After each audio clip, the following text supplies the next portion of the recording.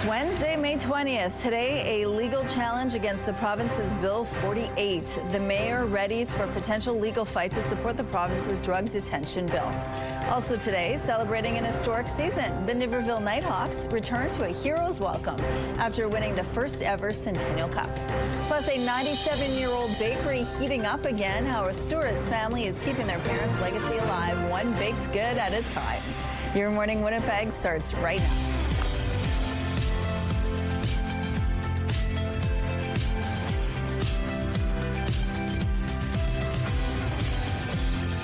Good morning, Manitoba. Happy Wednesday to you. Thank you so much for being with us here on Your Morning Winnipeg. Now, Ainsley McPhail is going to be live at the Children's Hospital this morning. The CK5 ward, which is where a lot of kids spend time when they're getting care at the hospital, has been newly decorated. 20 artists were involved with this refurbishment project. So we're going to find out a little bit more about what it took and how many artists and what did they do. And we're going to get a sneak peek at what it looks like as well. So that'll be great throughout the morning. So stay tuned to that. It'll brighten your day. And what's the sun going to be like today? Is it going to brighten? Mother Nature's going to brighten your day. Oh, I am excited about this one. Every now and then we get these days that I get really stoked about. Well, today is one of those days. Now, here's the thing. It's cool out there. Don't get me wrong. It's 0 degrees. It was -1. We had dropped below the freezing mark. There are frost advisories in place. Why am I so excited, though? Because we're going to leave these cold temperatures in the dust and soar to a beautiful day today. Right now, the winds are light. That might change. They're out of the south-southwest, 7 kilometers per hour. The pressure rising and the humidity sitting at 86%. So the sun is up. It's already started to warm us up. So we're at 0 degrees from the -1, our cooler temp. There you can see on the satellite image just how clear it is. A beautiful start to the day, and we'll see that sunshine throughout here in the southeastern part of the province. Not everybody will, however. A few extra clouds building up. Parts of southwestern Manitoba, there's a few places through central, northeastern Manitoba that might deal with a little bit of precipitation today. But as it warms up, these temperatures, they're going to put us back at least close to what is normal for this time of year. Yesterday, it was cool, breezy. Today might still be breezy, but without that extra bite because the temperatures will be so much warmer.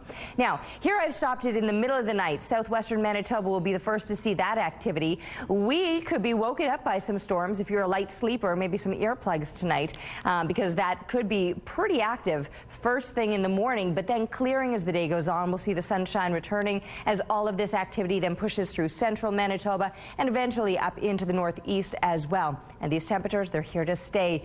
High teens, low 20s, and then maybe up into the mid to high 20s later into next week. Thank you, Terry. Mayor Scott Gillingham wants to keep a provincial law on the books where people high on meth and other drugs can be detained for up to 3 days. But a legal challenge has been launched against Bill 48. Now, CTV's Jeff Keel shows you the city is looking at ways to possibly join that legal battle to support the law. The city could be getting into the legal fight over a provincial law to detain people high on drugs like meth. We as a city have interest in this challenge of Bill 48. Bill 48 allows police to bring intoxicated individuals to the new detention center on Disraeli, where they can be held for up to 3 days, up from the previous 24-hour rule. But Manitoba's former chief psychiatrist, James Sim, is challenging the law in court, in part because he believes there is not enough medical oversight and the setting is questionable. I didn't think it was humane treatment under the WRHA or shared health rules on the use of seclusion. Mayor Scott Gillingham held a closed-door meeting with his executive policy committee and the city's legal team Tuesday to discuss ways the city might be able to participate in the legal case to support the provincial law and oppose Sim's challenge. There are a few options that would be available to us. Intervenor status would be one of those options. Intervenor status is where a party must show they have an interest in the case. The mayor argues the law is necessary to deal with the drug crisis impacting Winnipeg. He says those with addictions are suffering and emergency services can't keep up. Paramedics and firefighters are dealing with the same person overdosing multiple times on the same shift. Compassion and tolerance are not synonymous. We can be compassionate by sometimes not tolerating people just struggling over and over again. Sim says the city's potential involvement is not unexpected, and he predicts there could be more. I expect there will be other community groups looking for intervenor status. Jeff Keel, CTV News, Winnipeg. The first court date for the case is set for June the 10th. A motion to rename a park space in front of the Burton Cummings Theatre has cleared a major hurdle at City Hall. The motion calls for Odeon Park to be renamed to Kevin Walters Plaza. Tuesday, it was unanimously approved by the Mayor's Executive Policy Committee.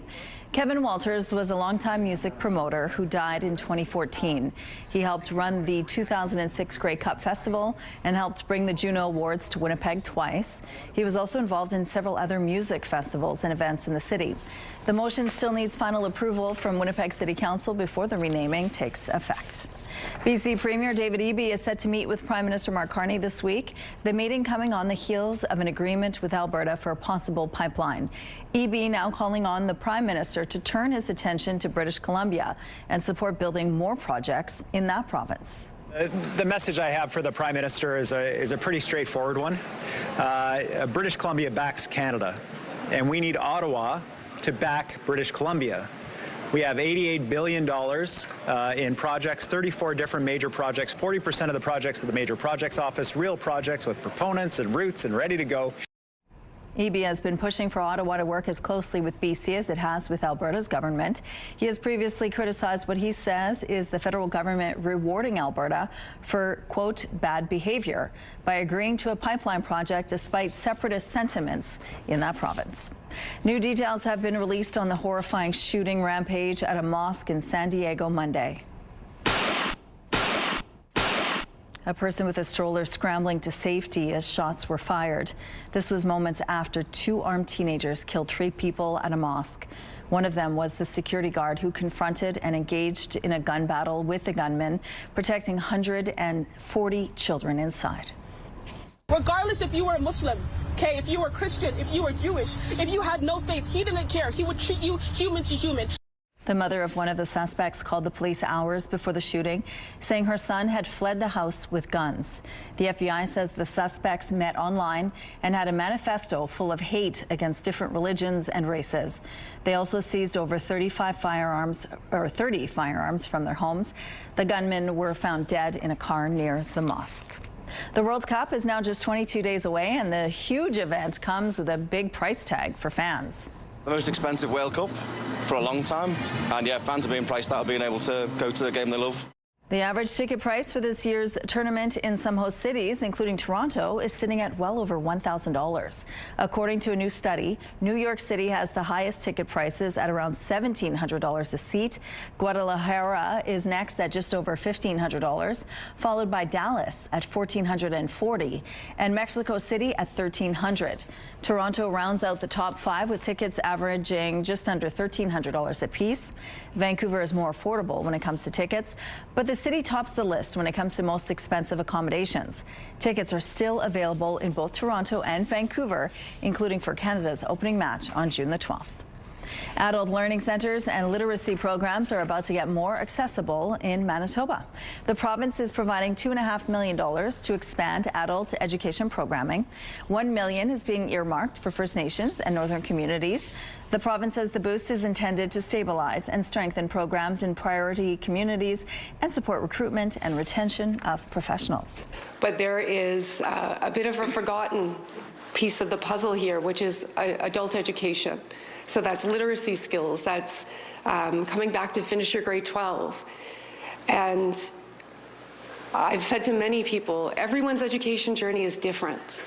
And we come in and out of that journey often by no fault of our own. And the path does not look the same for everyone. An additional $100,000 is also going to support 60 Indigenous women enrolled in related programs at Urban Circle. The total provincial funding for adult education and literacy in the province is now sitting at nearly $25 million. King Charles made an unexpected visit to Northern Ireland Tuesday, where it appears he's found his rhythm as monarch. Here, Charles and Camilla playing the drums in the Titanic Quarter of Belfast. This comes before the city hosts the world's largest Irish music and dance festival in August. Here's a look at what's happening now in traffic along McPhillip Street. Things appear to be moving quite well, starting off this Wednesday morning. If you see any issues out there, send us a text and let us know. Let's go now to Ainsley McPhail, who's live this morning at the Children's Hospital. Good morning, Ainsley. Hi, good morning. It really looks like it right now, isn't it funny? We're just in the skywalk right now, and they've transformed this into a mock hospital space because they have just transformed the CK5 unit. Now, this is the unit that has childhood cancers, blood disorders, and transplants into a beautiful work of art. And I should say works of art because they had 165 submissions from local artists, 20 of which were chosen. The plan is to transform the entire hospital. They've done 15 of the patient rooms so far and other common areas, and we're going to be chatting with folks about how your donations, every time you've donated, it is accumulated to make this space possible, to make it feel like they're actually in a space for kids. Absolutely. Back to you, Rochelle. Thank you, Ainsley. Let's go out to the rooftop now. There was a frost warning this morning. It just reminds me why I didn't plant any flowers yet. Very wise. Yeah. I always recommend waiting till after May Long to do it. Although yesterday it was after May Long with the frost advisory through the southwestern part of the province, and this morning also still after May Long with a frost advisory here in Winnipeg and much of the southeast. That has now lifted, thankfully, but the temperature actually dropped off another degree, so we're at -2 right now. But I am being blinded by sunshine, and I am very optimistic and very faithful that Mother Nature is going to come through with the goods for today. I shouldn't have stared at the sun because now I'm blinded. What do we got? South winds 10 kilometers per hour. The pressure, can't see what it's doing, but the humidity is sitting at 94%. It is beautiful out here. Very clear blue sky, and like I said, a blinding sun. So grab those sunglasses before you head out. I was contemplating how many layers I was going to need because of these cool temps this morning, but for now at least the breeze is light. That might change. That wind could be increasing, but as that breeze might increase, so too will the temperatures as the sun is already up and will be warming us up quickly. Today will be one of those days that we make some really nice gains with the temperatures. Headed up to about 18 degrees, still not quite seasonal. 21 is normal, but it's as close as we've been for a while, and it looks like we're going to stay in those high teens and low 20s for a stretch of days now. Taking a break right now. We'll be back with Your Morning Winnipeg. Weather is brought to you by Garage Masters, your complete garage specialists. Good morning. A family separated by decades in a controversial government policy has been reunited. It was kind of shocking, but at the same time it was like, wow, you know, I have a family out there.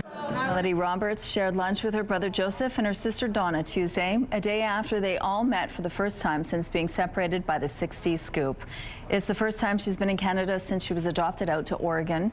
It was her brother Joseph whose contact with the Hope Center ultimately led to the siblings finding their way back to each other. Oh, I had a family. I got papers from the adoption agency telling me I came from a family of 9, and I had no idea that they were out there. Melody and Joseph's sister Donna says she'd been looking for them for 40 years and added her name to the adoption registry in the hope of finding them. The siblings have spent their time since reuniting, getting to know each other, sharing information and looking at pictures. Melody and her siblings also plan to speak over the phone with 2 other brothers. Nearly 1 in 10 new vehicles sold in Manitoba this March were zero emission. That's according to a new report from Statistics Canada. Stats Canada says the 476 zero-emission vehicles sold is a record high and accounted for about 8.8% of all new vehicle sales in March. The Manitoba Electric Vehicle Association credits Ottawa's new EV affordability program and the renewal of Manitoba's EV rebate program. The association also suggests the soaring price of gas is a big factor as well. The iconic Canadian snowbirds are set to be grounded, and many people say the planes set to replace the fleet will not be the same.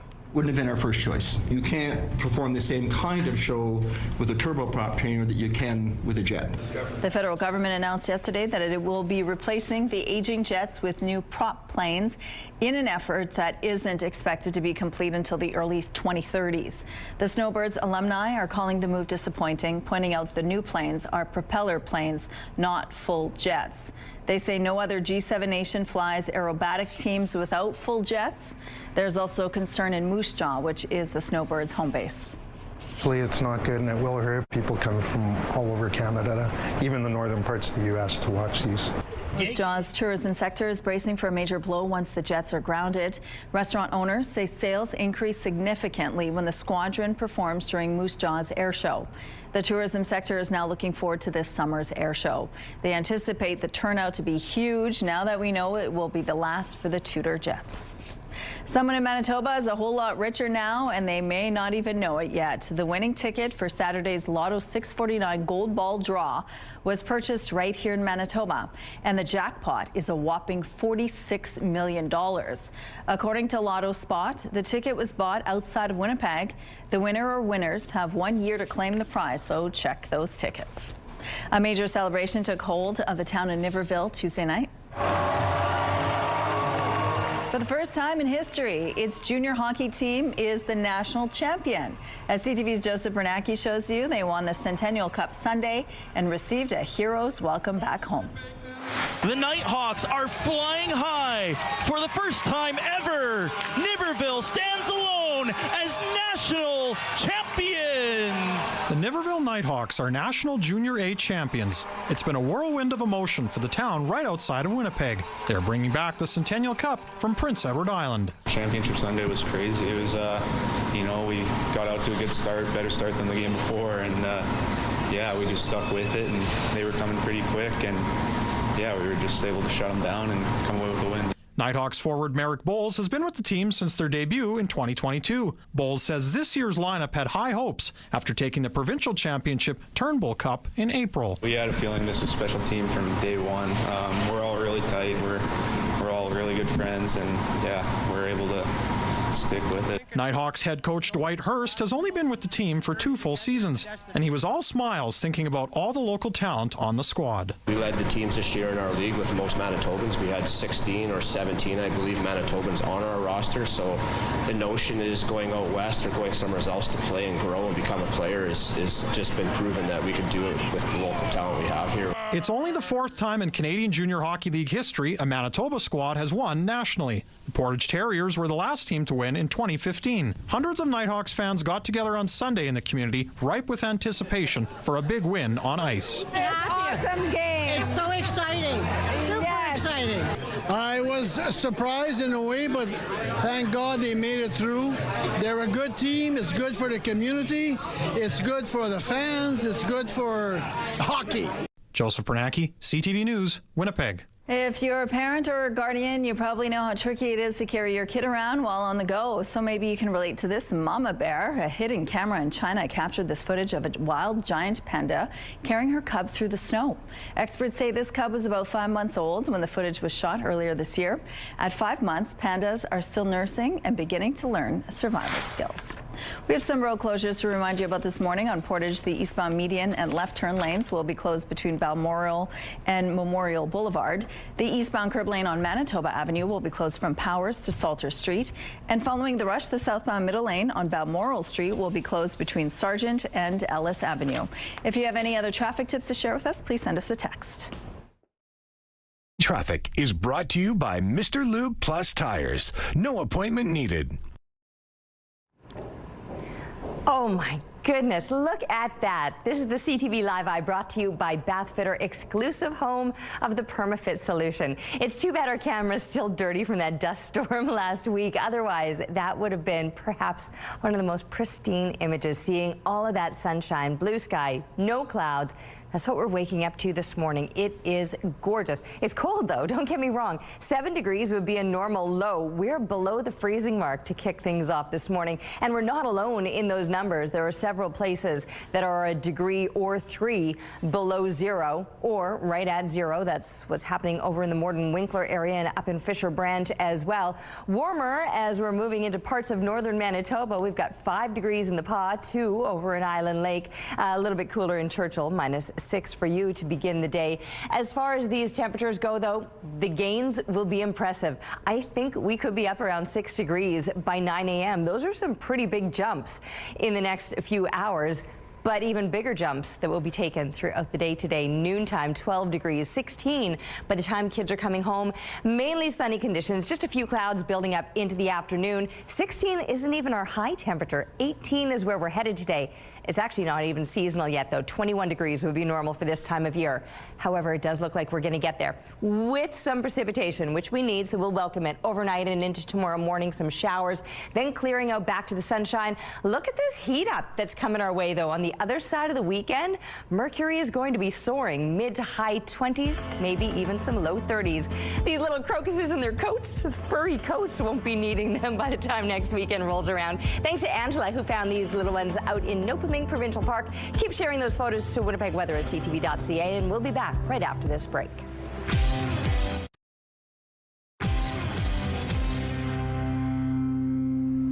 Good morning. A Vancouver painter is putting the finishing touches on a World Cup tribute to some of soccer's most inspiring stars. A powerful symbol of sport and human rights, highlighting a common background on the canvas. Here's CTV's Andrew Johnson.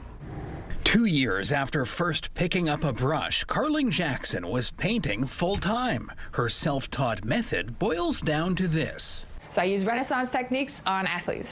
But what she's working on in her downtown Vancouver studio represents something much bigger than just her brush strokes. Germany, Canada, Bosnia, Iraq, France, Australia. Jackson is bringing to life a symbolic soccer team for the UN Human Rights Agency, made up of pro players with refugee backgrounds, athletes whose childhoods were shaped by war, displacement, or violence before they rose to the top of the sport. They are pictured standing alongside their younger selves, which requires some guesswork by the artist. 9 of these players did not have any photos of them when they were little. So they've nothing. So this is the first time they're going to see themselves when they were little. The team's captain is Canada's captain, Alfonso Davies, who was born in a refugee camp in Ghana 5 years before his family settled in Edmonton. It's a place where they gave my family safety. They welcome us in with open arms. If you give refugee an opportunity to be who they are, they'll become, amazing people. The project is a perfect fit for Jackson, whose own soccer career was ended by injury. She then paired her lifelong interest in human rights and fighting injustice with art and sport. My goal was to be able to get to a point where I could do 50-50 human rights and sports and use the money I make from sports to pay for human rights projects. Jackson believes she is now the most commissioned sports artist in the world. There's not been a single woman who's made it this far, so I love that. Women are paid 4% of what men make in the art world, similar to sports. Ahead of the FIFA World Cup, this painting will soon hang at the UN headquarters in New York, and a copy will be on display at Toronto's Union Station, part of the More Than a Game campaign, celebrating how the sport can help refugees build new lives. When people are given safety and opportunity, they can achieve the impossible. These 11 athletes are the proof. Andrew Johnson, CTV News, Vancouver. Nearly 1,500 runners took on a marathon you can see from space. The 23rd Great Wall Marathon took place in northern China Saturday. It's one of the most challenging marathons anywhere, as it includes steep, uneven stone steps, mountain roads, and rural villages. There was also a course for a half marathon and an 8.5-kilometer fun run. Wake up and win with CTV Your Morning and Manitoba Blue Cross. We could pay your bills with a massive $20,000. Imagine what you could do with an extra 20 grand. The possibilities are endless. Today's code word is payday. Head to the contest page at ctvwinnipeg.ca or scan the QR code on your screen. Enter payday with your info for your chance to win the Your Morning $20,000 Pay Your Bills contest, brought to you by Manitoba Blue Cross, your local trusted health benefits provider. Good luck.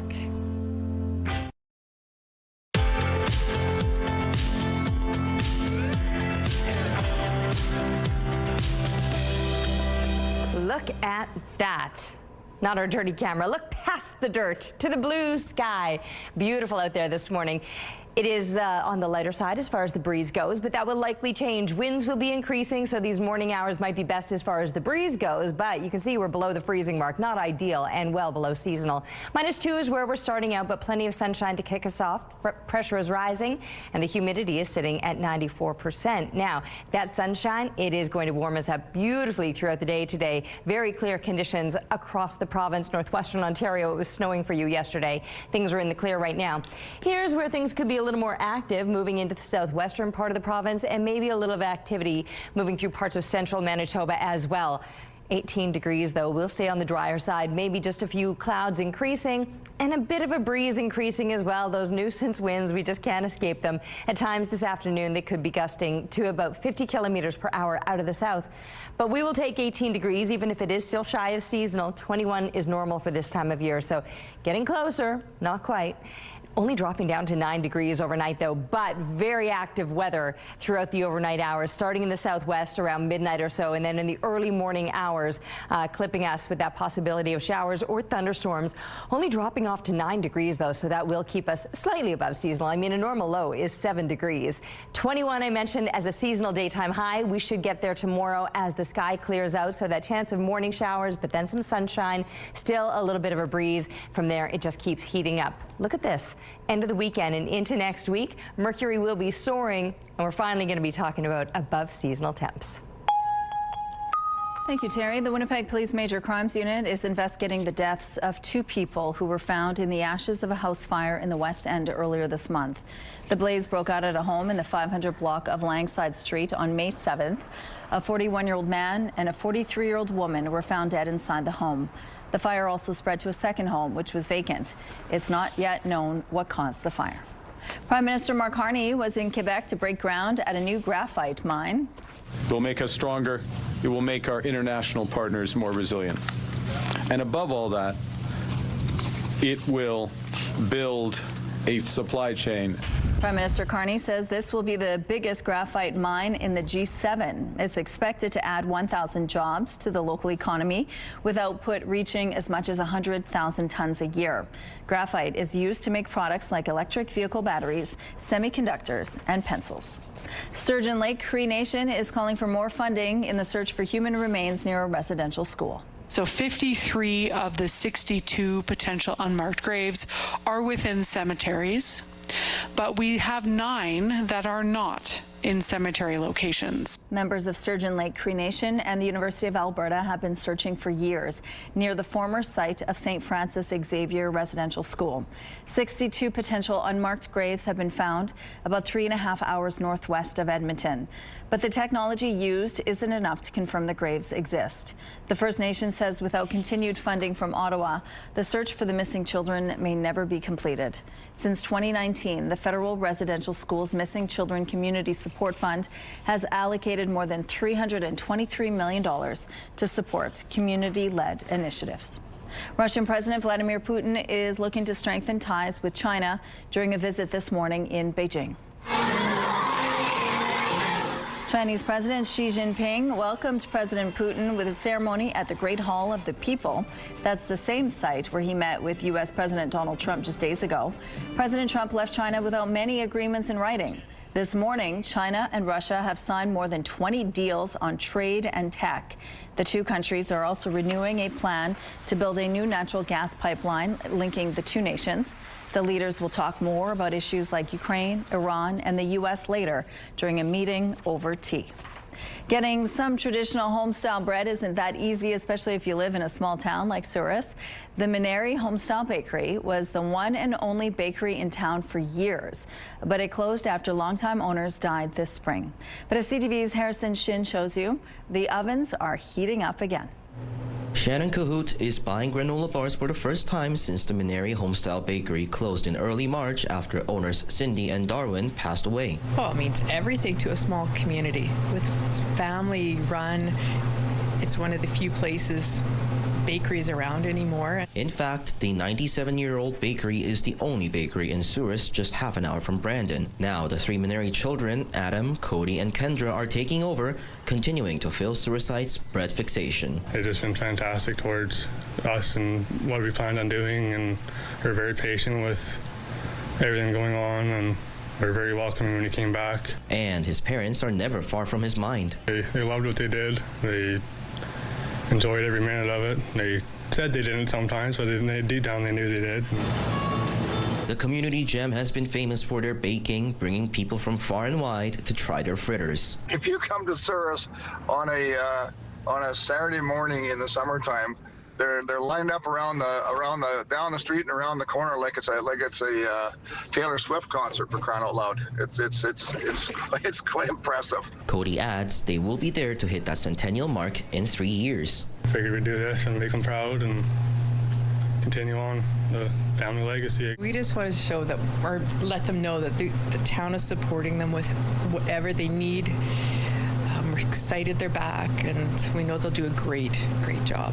Harrison Shin, CTV News, Souris, Manitoba. Young football players across the country had a chance to test their skills over the weekend. We also want to show the boys that also girls can play football and not only boys. It's not only boys can do the sports. This girls' flag football team was one of 26 squads that competed in the NFL regional tournament. Ottawa hosted one of 6 regional tournaments, and kids were treated to a surprise visit from 2 NFL players. Rome Odunze and Ottawa's Neville Gallimore signed some autographs and encouraged the kids to chase their dreams. Ottawa will also host the national championship. Here's a chance to see the art in the Sistine Chapel up close. This immersive experience in London is a whole new way to enjoy Michelangelo's masterpiece. The only way to see the art from this perspective is to climb up some scaffolding at the chapel. The exhibition is also planning a run in Montreal. That is so cool. Here's a look at what's happening now in traffic at Main and Broadway. It looks like things are slowly picking up in this part of the city. Overall, moving quite well at this point in the drive. Here's a look at your gas prices today. In Winnipeg, the average is $1.77. It's 1.4 cents lower than it was yesterday. And the lowest price in the city is $1.60, found at 3 gas stations. All this info is on gasbuddy.com. The Price at the Pump is brought to you by the Kidney Foundation. Help by donating your card today. Ainsley McPhail is live at the CK5 ward at the Children's Hospital. We're going to find out about this innovative art project. Stay with us.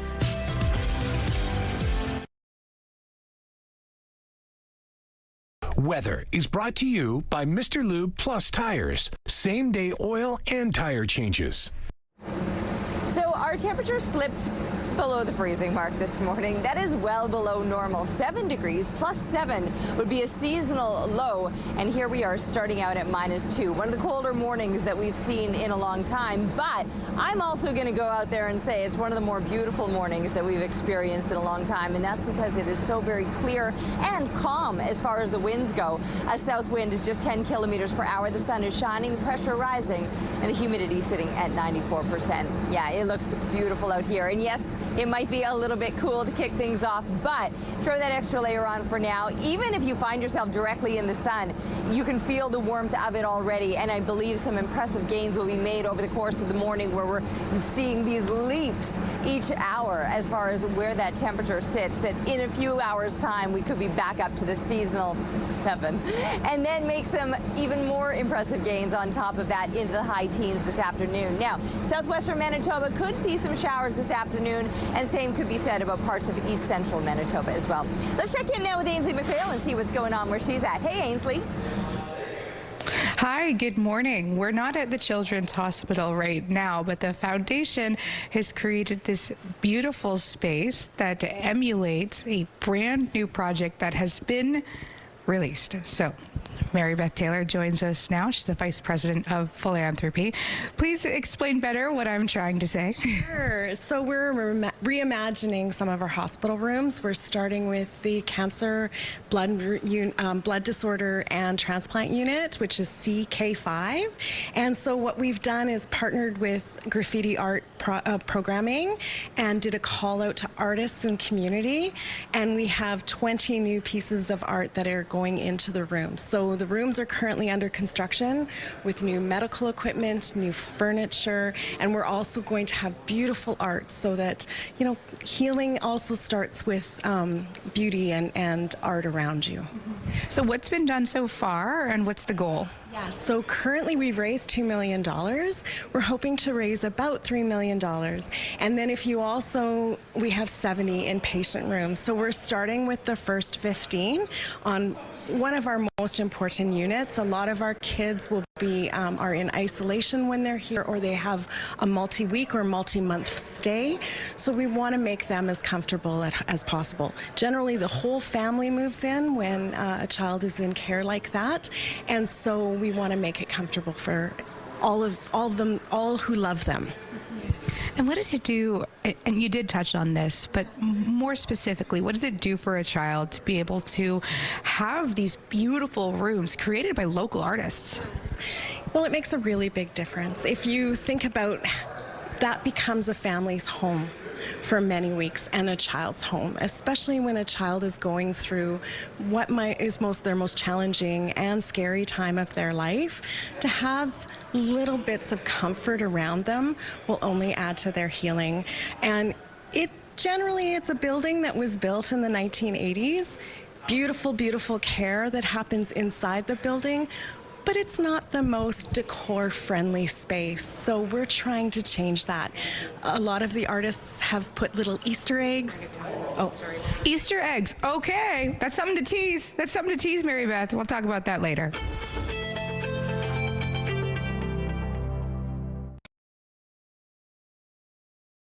Here's a look at the early markets. The Dow Jones is 96 points up. The Nasdaq added 203 points. The S&P index had small gains. The loonie dropped and is set to 72.59 cents U.S. Overseas, the Hang Seng is 146 points down, and the Nikkei lost 746. Good morning, it is 6:46. The city is searching for a consultant to study traffic flow along a busy stretch of St. Mary's Road. The city says more than 40,000 vehicles travel daily on St. Mary's from Taché Avenue to St. Anne's Road. That much traffic is considered very high for a 4-lane undivided roadway, which leads to bottlenecks, congestion, and unreliable travel times. According to a request for proposals issued last week, the consultant would be tasked with analyzing rush hour traffic patterns and identifying traffic flow and safety improvements along the route. Potential changes could include building medians, adding turn restrictions, and implementing reversible lanes. The city set aside $495,000 in its 2025 budget to fund the study. The RFP submission deadline is next Wednesday at noon. The mayor wants to make sure local companies have a fair chance to bid on contracts. A motion at City Hall is directing staff to review existing tender processes and trade agreements to ensure Manitoba-based companies are given an equal and fair opportunity to bid on city contracts. The city faced public backlash last month over the food services contract for 2 public golf courses. A U.S.-based company won the bid over locally owned Salisbury House, who had held the rights since 2009. 3 Toronto police officers are facing charges in Spain. They were vacationing in Barcelona, and one of them has been accused of sexually assaulting a sex worker. Spanish news agencies are reporting the 3 officers were in a taxi with a woman last Wednesday when one of them allegedly touched her inappropriately. It's also alleged that when the woman resisted, another officer punched her in the face. Toronto police confirmed the officers have been charged. An Israeli naval ship believed to be carrying Canadian activists from a Gaza-bound flotilla has now docked. The Israeli Navy intercepted numerous ships in international waters off Cyprus and diverted them to the port of Ashdod in southern Israel for processing and potential deportation. The global Samud flotilla says the vessels were carrying more than 500 activists, including 12 Canadians. The flotilla was bringing aid and was hoping to highlight the dire conditions in the territory. Activists claim Israeli soldiers fired rubber bullets and damaged boats during the interception. The flotilla group says most of the Canadian participants said they would stage a hunger strike if they were detained. The son of a Spanish billionaire and founder of clothing chain Mango has been arrested in connection with his father's death. Jonathan Andick was detained and released Tuesday. His 71-year-old father, Isak, died in December 2024 after falling from a cliff while walking in the mountains with his son. The case was initially treated as an accident, but later reopened. The Pantages Theatre redevelopment project could benefit from a City of Winnipeg land swap. The Performing Arts Consortium of Winnipeg has a $62 million design plan for the theatre's redevelopment. Now, a motion before the Mayor's Executive Policy Committee is asking the Public Service to look into acquiring Pantages Annex parcel, declaring it surplus, and then transferring it to the consortium for $1. The parcel would be swapped for the city's Watt Street holding as proposed through the Housing Accelerator Fund. The city's public service has 30 days to provide a report. The city acquires that. The city could then declare it surplus and participate, make another contribution towards the Pantages project, which is a very, very exciting and transformative project in our downtown. The transfer would be in addition to the $750,000 the city committed through the Downtown Arts Capital Grant. The Public Service has 30 days to provide a report, including a response from the Independent Fairness Commissioner to the Property and Development Committee. We have some road closures to remind you about this morning. On Portage, the eastbound median and left turn lanes will be closed between Balmoral and Memorial Boulevard. The eastbound curb lane on Manitoba Avenue will be closed from Powers to Salter Street. And following the rush, the southbound middle lane on Balmoral Street will be closed between Sargent and Ellis Avenue. If you see anything out there, let us know. I see a beautiful blue sky shining over the city, plenty of sunshine, but cool temperatures. It's -2 right now. South winds are light out of the, or just 10 kilometers per hour. The pressure rising, humidity at 94%. That blue sky is looking spectacular this morning, but not everyone is so lucky. The extra clouds moving in through southwestern Manitoba. You won't be seeing anywhere near as much sunshine there. Also, a few places where this band of clouds is up through central or northeastern Manitoba in there. With those clouds could come a little bit of light and scattered precipitation as well. So right around the Island Lake area, that's where you might get a few drops of showers. Otherwise, fairly clear and sunny conditions right up into the north. It will remain a little bit cool in Churchill, not quite cracking the freezing mark, but for everybody else, double digits or mid to high teens.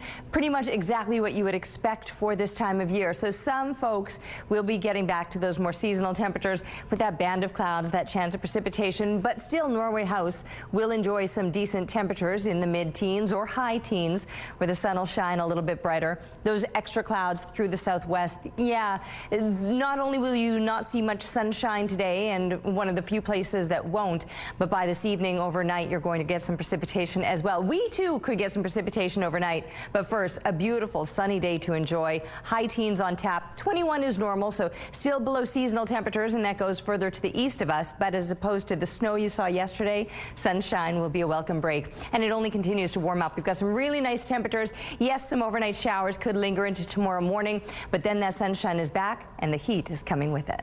Thank you, Terry. Let's check in now on Bo and Gabby at Bounce 99.9. Good morning, you two. Happy Wednesday.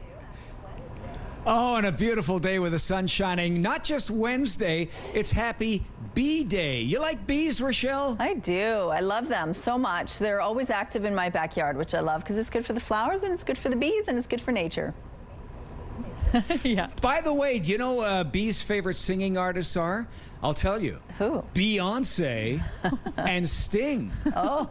But was in his dad joke era. He's been in it for a bit. I'm in my I don't know era. But how about this one? What happens when you put a spell on a bee? Oh. It gets bewitched. Oh, I like that. Oh, good one. Yeah, one of my favorite TV shows when I was growing up. And Rochelle, we were talking this week about how it's funny, you watch TV shows and all of a sudden you're using phrases from either TV or movies in your normal conversations. Like, I'm a huge Seinfeld fan. I still go yada, yada, yada. Or I still always say, show me the money. Of course. Payday especially. That's a good Show one. me the money. Yeah, what have you got? Well, you were talking about bees, so E.T. be good. And of course, I'm a huge fan of Dirty Dancing, so nobody puts baby in the corner is one of my favorite lines from the movie.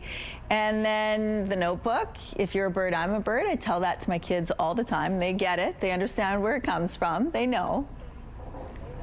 How about you, Gabby? That is so sweet. Well, I always say from Mean Girls, I'm not a regular mom, I'm a cool mom. And then how about this? Try dropping this on somebody. They say I love you, throw them a hand solo, just say, I know, cold as ice. Oh, okay. I like it too. That's good. Okay, guys, have a good day. Be good.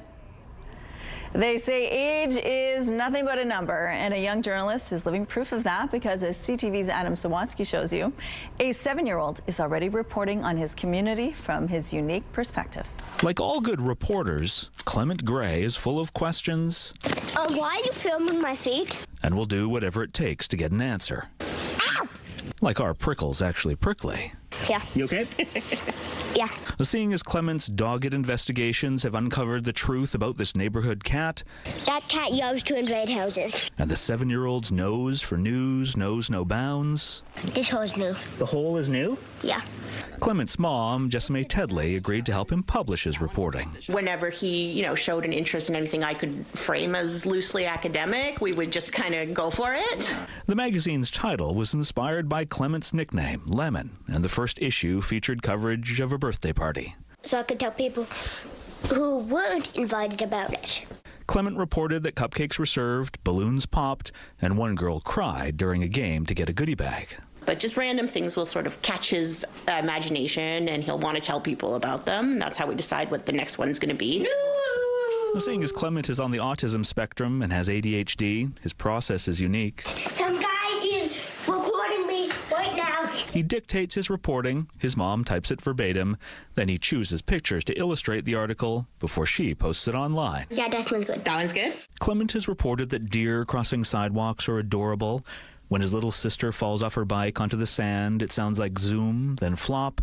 And in an article titled Bottle Butt, mums who store water bottles in the back of their pants can be both funny and fashionable. That one was a hot one with the under 7 set for sure. If you ask Clement why he does this, he'll tell you it's to show how fun and cool it feels to be neurodivergent. Seeing it from a different point of view. A different point of view that Clement is distributing in a different sort of way by printing out tiny QR codes and sticking them to little free libraries for people to find, which leads to his latest article advising readers that scanning random QR codes can lead to viruses. Maybe potentially dangerous. Like all good reporters, Clement will never stop searching for unique angles to report on news you can use. I was pretty excited. Adam Sawatsky, CTV News, Victoria. Soccer fans in Mexico lined up to get their hands on commemorative coins ahead of the FIFA 2026 World Cup. People waited outside Bank of Mexico branches overnight to get the limited edition coins. The designs on the coins are meant to show symbols of national pride tied to Mexico's soccer history. We're going to take a break. We'll be right back after this.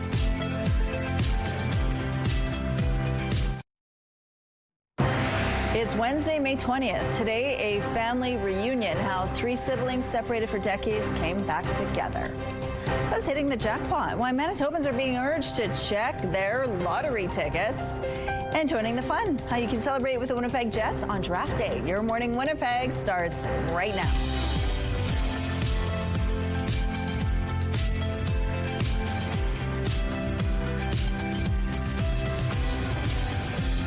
Hello there, it is 7 o'clock on your Wednesday. Thank you so much for being with us here on Your Morning Winnipeg. Now, the Cerebral Palsy Association of Manitoba, they don't get any government funding of any kind, and yet they support so many people in this community and help them, live normal lives. So they are having a very important fundraiser coming up. It's called Mission Possible. We're going to tell you about a little bit more about what's happening there, how you can support it. There's also one in Brandon, so we're going to find out about some of their numbers. But it's going to be a beautiful day to get outside today. Terry, tell us about it. It's going to be beautiful, not just today, the rest of the week. I am so excited that it seems like maybe, listen, we've been waiting long enough, and finally, maybe things could be looking good for a stretch of days. I have been fooled already this spring, though, so I don't want to get too excited. Except I am excited about today. It's -2 right now, and I know that sounds cold, and it is. A normal low would be 7 degrees, so we're well below seasonal to be even below the freezing mark right now. But the breeze is light, the sun is shining, pressure is rising, and the humidity is sitting at 94%. That breeze might increase a little bit, so it could get a little bit windier. No surprise there. No stranger to the winds these days, but the conditions look pretty spectacular. Very clear here through southeastern Manitoba, much of northern Manitoba as well. A band of clouds through the central part and into the northeast. You might see a bit of scattered precipitation. Here through the southwest, heavier clouds will likely hang around through much of the day today. Yesterday, it was northwestern Ontario who dealt with the snow. Well, things will be a lot clearer for you today. So there you can see even the clouds moving out, some sunshine to enjoy. You deserve that after the flurries yesterday. Here you can see through the southwest the expectation of some precipitation for later today and through parts of northern Manitoba, especially in that northeastern stretch. However, further that you go into the north, clear, and many of us through central and southeastern Manitoba will be in the clear. Not tonight, though. That's a different story. Some showers in the early morning hours. So this is 2 a.m. that I've stopped this, where the southwest will begin to see that activity. For us, it could be a little bit later, but still very early in the morning. So if you're setting your alarm after 6 a.m., expect to perhaps already be up, depending on how loud those storms could get.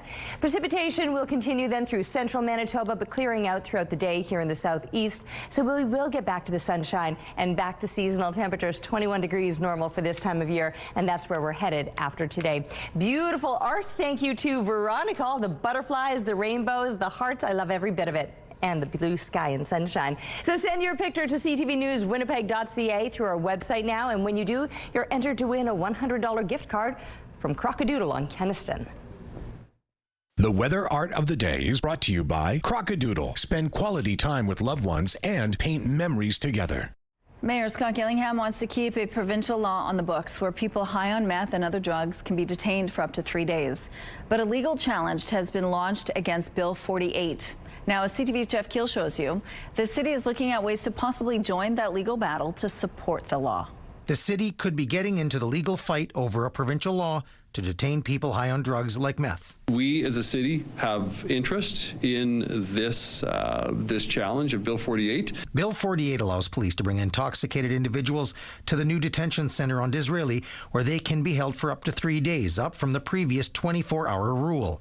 But Manitoba's former chief psychiatrist, James Sim, is challenging the law in court, in part because he believes there is not enough medical oversight and the setting is questionable. I didn't think it was humane treatment under the WRHA or shared health rules on the use of seclusion. Mayor Scott Gillingham held a closed-door meeting with his executive policy committee and the city's legal team Tuesday to discuss ways the city might be able to participate in the legal case to support the provincial law and oppose Sim's challenge. There are a few options that would be available to us. Intervenor status would be one of those options. Intervenor status is where a party must show they have an interest in the case. The mayor argues the law is necessary to deal with the drug crisis impacting Winnipeg. He says those with addictions are suffering and emergency services can't keep up. Paramedics and firefighters are dealing with the same person overdosing multiple times on the same shift. Compassion and tolerance are not synonymous. We can be compassionate by sometimes not tolerating people just struggling over and over again. Sim says the city's potential involvement is not unexpected, and he predicts there could be more. I expect there will be other community groups looking for intervenor status. Jeff Keel, CTV News, Winnipeg. The first court date for the case is set for June the 10th. A family separated by decades in a controversial government policy has been reunited. It was kind of shocking, but at the same time it was like, wow, you know, I have a family out there. Melody Roberts shared lunch with her brother Joseph and her sister Donna Tuesday, a day after they all met for the first time since being separated by the 60s scoop. It's the first time she's been in Canada since she was adopted out to Oregon. It was her brother Joseph whose contact with the Hope Center ultimately led to the siblings finding their way back to each other. I had a family. I got papers from the adoption agency telling me I came from a family of 9, and I had no idea that they were out there. Melody and Joseph's sister Donna says she'd been looking for them for 40 years and added her name to the adoption registry in the hope of finding them. The siblings have spent their time since reuniting, getting to know each other, sharing information, and looking at pictures. Melody and her siblings also plan to speak over the phone with 2 other brothers.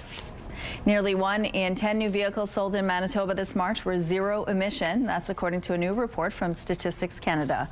Stats Canada says the 476 zero-emission vehicles sold is a record high and accounted for about 8.8% of all new vehicle sales in March. The Manitoba Electric Vehicle Association credits Ottawa's new EV affordability program and the renewal of Manitoba's EV rebate program. The association also suggests the soaring price of gas is a big factor as well. The iconic Canadian snowbirds are set to be grounded, and many people say the planes set to replace the fleet will not be the same. It wouldn't have been our first choice. You can't perform the same kind of show with a turboprop trainer that you can with a jet. The federal government announced yesterday that it will be replacing the aging jets with new prop planes in an effort that isn't expected to be complete until the early 2030s. The Snowbirds alumni are calling the move disappointing, pointing out the new planes are propeller planes, not full jets. They say no other G7 nation flies aerobatic teams without full jets. There's also concern in Moose Jaw, which is the Snowbirds' home base. Financially, it's not good, and it will hurt. People come from all over Canada, even the northern parts of the U.S. to watch these. Moose Jaw's tourism sector is bracing for a major blow once the jets aren't grounded. Restaurant owners say sales increase significantly when the squadron performs during Moose Jaw's air show. The tourism sector is now looking forward to this summer's air show. They anticipate the turnout to be huge now that we know it will be the last for the Tudor jets. Hong Kong's government is looking to ban smoking at all construction sites. The move comes after a massive fire at a housing complex killed 168 people last year. It was the city's deadliest fire in decades, ripping through 7 of 8 apartment blocks at a complex that was undergoing repair work. A panel investigating the fire heard in March that a likely cause was construction workers smoking on the scaffolding. A 70-year-old driver intentionally drove a Tesla Cybertruck into a lake in Texas. Police say it was a botched attempt to test out the electric vehicle's wade mode off-road feature, which is strictly meant for shallow creeks or rivers, not deep lakes. The driver was arrested and charged. Someone in Manitoba is a whole lot richer now, and they may not even know it yet. The winning ticket for Saturday's Lotto 649 Gold Ball draw was purchased right here in Manitoba, and the jackpot is a whopping $46 million. According to Lotto Spot, the ticket was bought outside of Winnipeg. The winner or winners have 1 year to claim the prize, so check those tickets. The NHL draft is coming up in June, and the Jets want you to get in on the excitement. The team has the 8th overall pick in this year's NHL draft. Fans are invited to celebrate with the team at its official 2026 draft party at Canada Life Centre. Recent first-round picks will be there, along with other Jets alumni signing autographs. The event will also feature DJs, a Jets gear pop-up, and giveaways. The party kicks off on June 26th at 6 p.m. Tickets go on sale this Friday at 10 a.m. at Ticketmaster. Here's a look at what's happening in traffic now on Osborne Street. Things are still pretty light in this part of the city at this point in the drive. If you see any issues out there, please send us a text and let us know. Let's now go to Ainsley McPhail. We're talking about a new innovative art project for kids getting care at the hospital. Good morning, Ainsley. Hi, good morning, Michelle. Now, the hospital here, the Children's Hospital in Manitoba, is among the oldest in the country. $2 million from donors has helped transform more than a dozen of these rooms into local artistic displays. Aren't they gorgeous? This is going towards the one ward right now, which helps with transplants, cancer patients, and blood patients too. Coming up, we're going to be chatting with Stefano Grande, who is the executive director of the foundation. Please stay with us. I also learned that there's some little hidden gems throughout for the kids to check out too. Such beautiful really art. Special space. Absolutely. Thank you, Ainsley. Let's go out to the rooftop. The sky is a piece of art today, Terry. Oh, it is spectacular. I could stare at it all day. Not the sun, though. Every time I look over there, I'm blinded momentarily. Get the sunglasses out. You'll need them today. And as far as layers go, I had some extra ones on this morning that I won't even be putting back on because already we're starting to make some gains and feeling the warmth of the sun. Now, 1 degree is still very much below seasonal. 7 degrees would be a normal low temperature, but we were as cool as -2. So now a nice jump up to plus digits with just a light breeze out of the south-southeast. It's 9 kilometers per hour. The pressure rising, the humidity sitting at 92%. Whew, it looks good out here this morning. Blue sky and sunshine is exactly what I want to see. And that with some light winds, these might be some of the best hours. And I only say that because the winds will be increasing likely as they've been doing all spring. But the temperatures will also be increasing. So if you want to feel something a little more than 1 degree, just hang on because this afternoon up into the high teens. Now, normal for this time of year would be into the low 20s. We'll say just shy of that today, but the sun will shine throughout. Whereas southwestern Manitoba, some heavier clouds, maybe some light precipitation this afternoon. That could be happening through parts of central, east central Manitoba as well. And overnight, we too have a round with those storms, but they'll be clearing out again tomorrow. I think most of our rain, which we need, will be contained in the overnight hours. Weather is brought to you by the Better Business Bureau. Research at bbb.org before you buy. Thank you, Terry. It's time now for our question of the day. We want to know, do you have any favorite movie or TV quotes to share with us? You could text your answer to 10400. Make sure to follow the automated instructions so we can feature your response. And don't forget to include your name, please. Question of the day, brought to you by Provivo, Manitoba's #1 cool sculpting clinic, science-backed body contouring. At Your Morning Winnipeg, we're all about celebrating your amazing pets, furry, feathered, or scaly. Your Pet of the Week submissions are amazing. We want to see more, whether it's dogs, cats, birds, or any other pet pals. Send them our way. Drop your pet photos and a fun little story about them to petoftheweek@ctv.ca. And then catch us every Thursday to find out if your pet is our Pet of the Week on Your Morning Winnipeg. Wake up and win with CTV Your Morning and Manitoba Blue Cross. We can pay your bills with a massive $20,000. Imagine what you could do with an extra 20 grand. Today's code word is payday. Head to the contest page at ctvwinnipeg.ca or scan the QR code on your screen. Enter payday with your info for your chance to win the Your Morning $20,000 Pay Your Bills contest, brought to you by Manitoba Blue Cross, your local trusted health benefits provider. Good luck.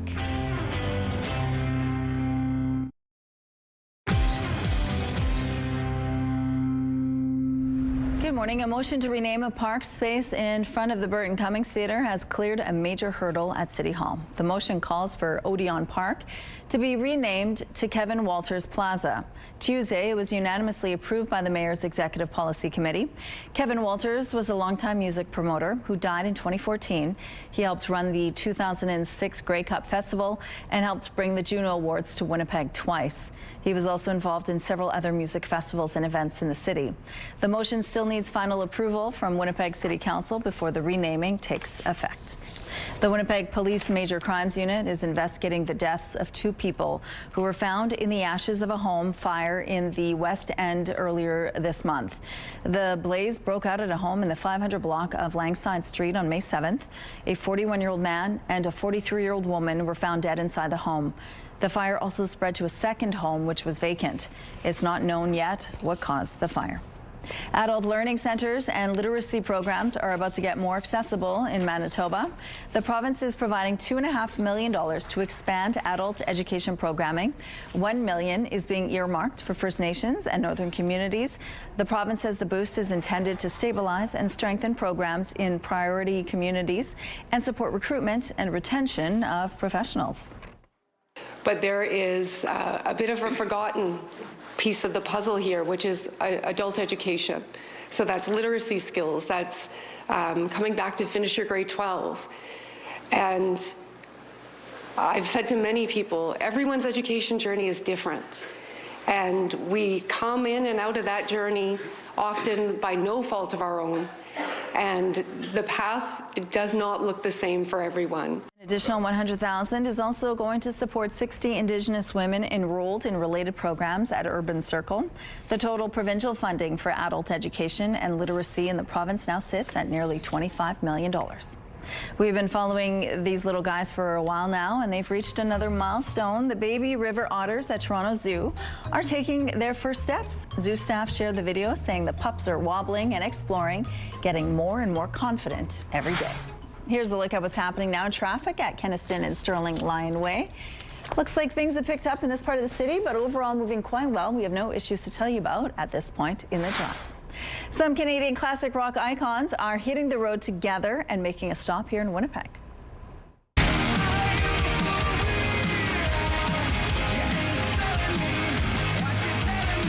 Honeymoon Suite will play the Burton Cummings Theatre on July 29th, and Lee Aaron is opening the show. Honeymoon Suite has released 9 studio albums since 1984, selling over 1 million units worldwide. Aaron is considered a trailblazer for women in rock. Tickets go on sale this Friday at 10 a.m. through Ticketmaster.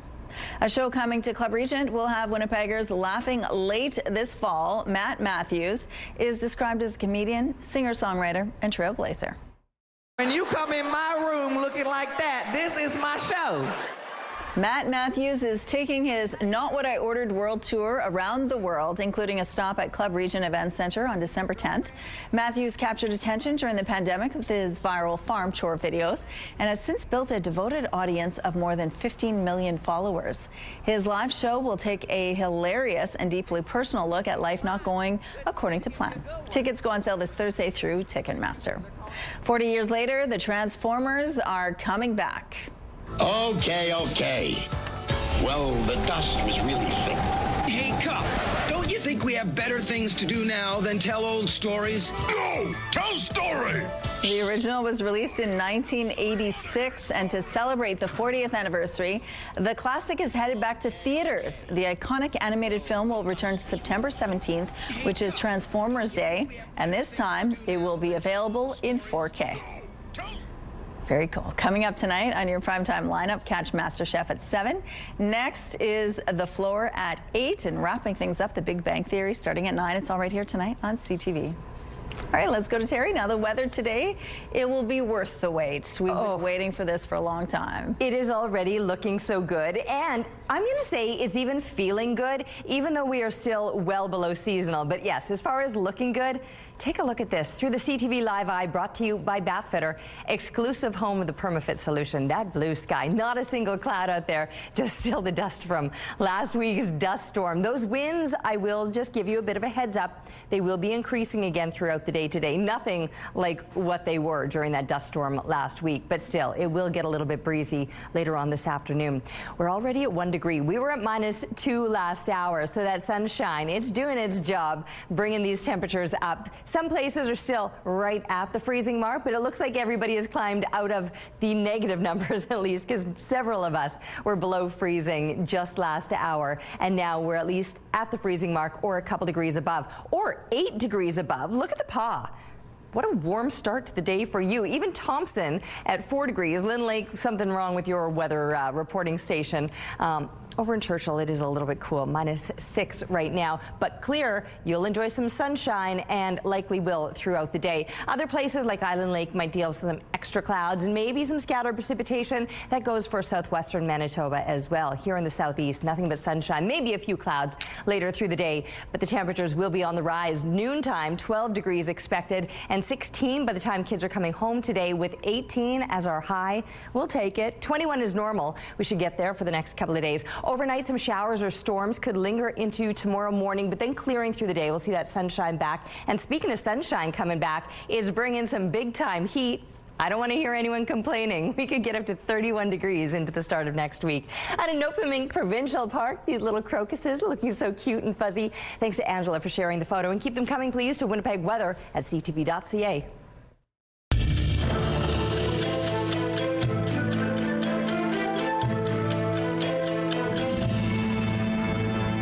May 20th, 1979. The Winnipeg Jets won the last World Hockey Association championship, beating the visiting Edmonton Oilers 7-3 to take the series in 6 games.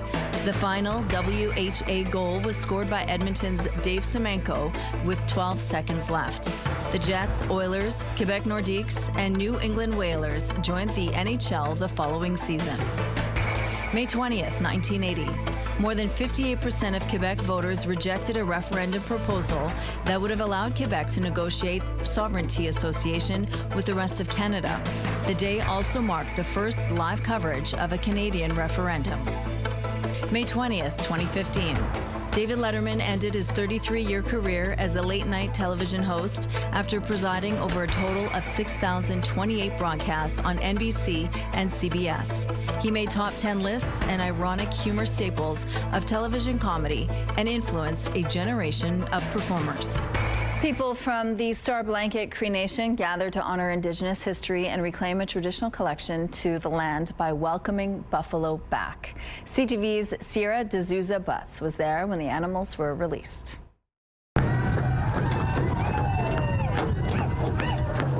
Seeing buffalo back in her community is a dream for Ariane Starblanket. My late grandfather, who was the chief at the time, Chief Irvin Starblanket, he would talk about it and say, you know, someday we need to bring back the buffalo to the people. It was a day full of emotions for Ariane and hundreds of people on Star Blanket Cree Nation as the community celebrated bringing buffalo back to their land. To have that bestowed upon us today is, you know, just one of the greatest legacies he left for us. Chief Michael Starr says the spiritual value of the buffalo will enhance people's connection to the land. It brings prosperity, it brings healing, and that's the connection, and that's what we want to make with our people and our young people. As the herd grows, the buffalo will have traditional uses for the nation's residents as well, like clothing, food, and medicine, along with educational opportunities for youth. That will be an amazing feeling for them, just to see them and see them out there and the things that they do and the way they live, you know, their lives and the way we live together. So that's one of our hopes. With the buffalo now out in the pasture, Michael Starr will oversee the herd along with his two sons, Austin and Tristan, who all have experience with livestock. We've worked cattle and horses our whole lives, and that's a lot different, right? And like I said, it's a learning process. The other nations, we did a couple things with them when they're buffalo, so we're slowly learning as we go along, right? Prior to Star Blanket, fellow Treaty 4 nations, Okanese and Papikasis, also welcomed buffalo back to their home communities in recent years, helping make Saskatchewan a place where the buffalo roam once more. Sierra D'Souza Butts, CTV News, Star Blanket Cree Nation. Coming up, you're looking at replicas of art pieces that will be brought to the CK5 ward at the Children's Hospital. This is set up right now at Winnipeg Square. We're going to have more information for you right after the break. Stay with us. Good morning. Let's go back now to Ainsley McPhail. We're talking about an art project that will soon be making its way to the Children's Hospital. Hello, Ainsley. Hi, good morning. I'm joined by its president and CEO, Stefano Grande. Artists from all over the world submitted to bring their pieces to the Children's Hospital. Tell us a little bit about this project. It's been a long time coming. It's been a long time coming. We're excited. We're pumped. We're unveiling the 20 winning artists. We put out a call for proposals in January. Over 167 artists from around the world submitted, and here they are, the 20 winning artists. The artists. This art will go into CK5, which is the Children's Hospital Cancer, Blood Disorder, and Transplant Ward, and brighten up the kids, unfortunately, who are there being treated with some serious medical issues. And this is part of a bigger project as well. This is just the start of the pilot project. What's next? Absolutely. You know, we have one of the oldest hospitals in Canada. In fact, we need a new hospital, but we're renovating 70 inpatient wards, and this is the first ward, 15 units, which will be transformed with capital improvements, artwork, brand new equipment, furniture, a $3 million campaign, which we're really excited to bring to close over the next year. Mm-hmm. Well, that was my next question. I guess maybe a statement. It's $3 million, $2 million so far, but this can't happen without donors. Do you have a message to them? Absolutely. You know, the transformation that's been happening at your Children's Hospital is because of the generosity of donors from across Manitoba, including donors from Nunavut and as far west as Kenora and even Manaki. And we just want to thank and be very, we have tremendous amount of gratitude for those that are able to contribute anything to be part of this transformation at your Children's Hospital, the only children's hospital in our province. The faces of the kids, can you speak to that when they see art like this? Well, yeah, just imagine a room that is just blank walls, and all of a sudden an entire ward is transformed through art. And Manitoba nature scenes, every room will be popping with color, bringing a bit of joy to these kids. Some of these kids have to stay months upon months in these hospitals, and adding this art in the kitchen, in the hallways, in the 15 rooms, just tells these kids that we care, we hear the families, and we want to improve care, and we can do that through design. Thank you. For the community. Thank you so much. You. Coming up at 7:42, more on the art. Okay, thank you, Ainsley. And today is going to be a beautiful day, but it will be windy again. Yeah, well, not windy, but breezy. Yeah, for sure. You're going to notice that breeze increasing a little bit, but calling anything a wind now compared to last week, I hesitate to do that because really, relatively speaking, no, it will get stronger for sure, but it's not going to do what it did last week. That was wild. Anyway, 1 degree is where we're sitting right now, and for the moment, the breeze is actually quite light out of the south-southeast, just 9 kilometers per hour. The pressure is rising, the humidity sitting at 92%. Plenty of sunshine, blue sky. It's looking gorgeous out there, and even northwestern Ontario, who saw the snow yesterday, is in the clear for now. A few extra clouds to the west of us, may see some precipitation later today, and that could also be said about parts of central Manitoba into the northeast. The chance of some precipitation as well. 18 degrees, that's where we're headed today, and that seems like such a huge win.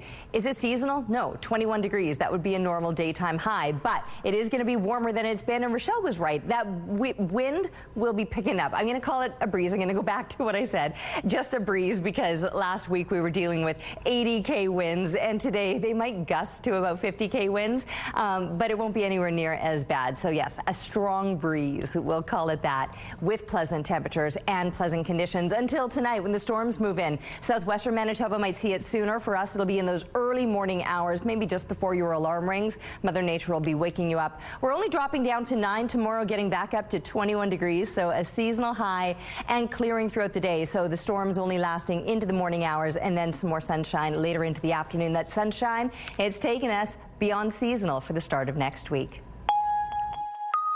Statistics Canada says Manitoba tied for the highest annual inflation rate among provinces in April. It says Manitoba's rate was tied with Nova Scotia's at 4.3%, above the national average of 2.8%. Manitoba saw steeper increases in food costs and property taxes and related charges than any other province. The provincial government says it's helping the situation through a recent cut to the fuel tax and higher tax credits for renters and homeowners. The city is searching for a consultant to study traffic flow along a busy stretch of St. Mary's Road. The city says more than 40,000 vehicles travel daily on St. Mary's from Taché Avenue to St. Anne's Road.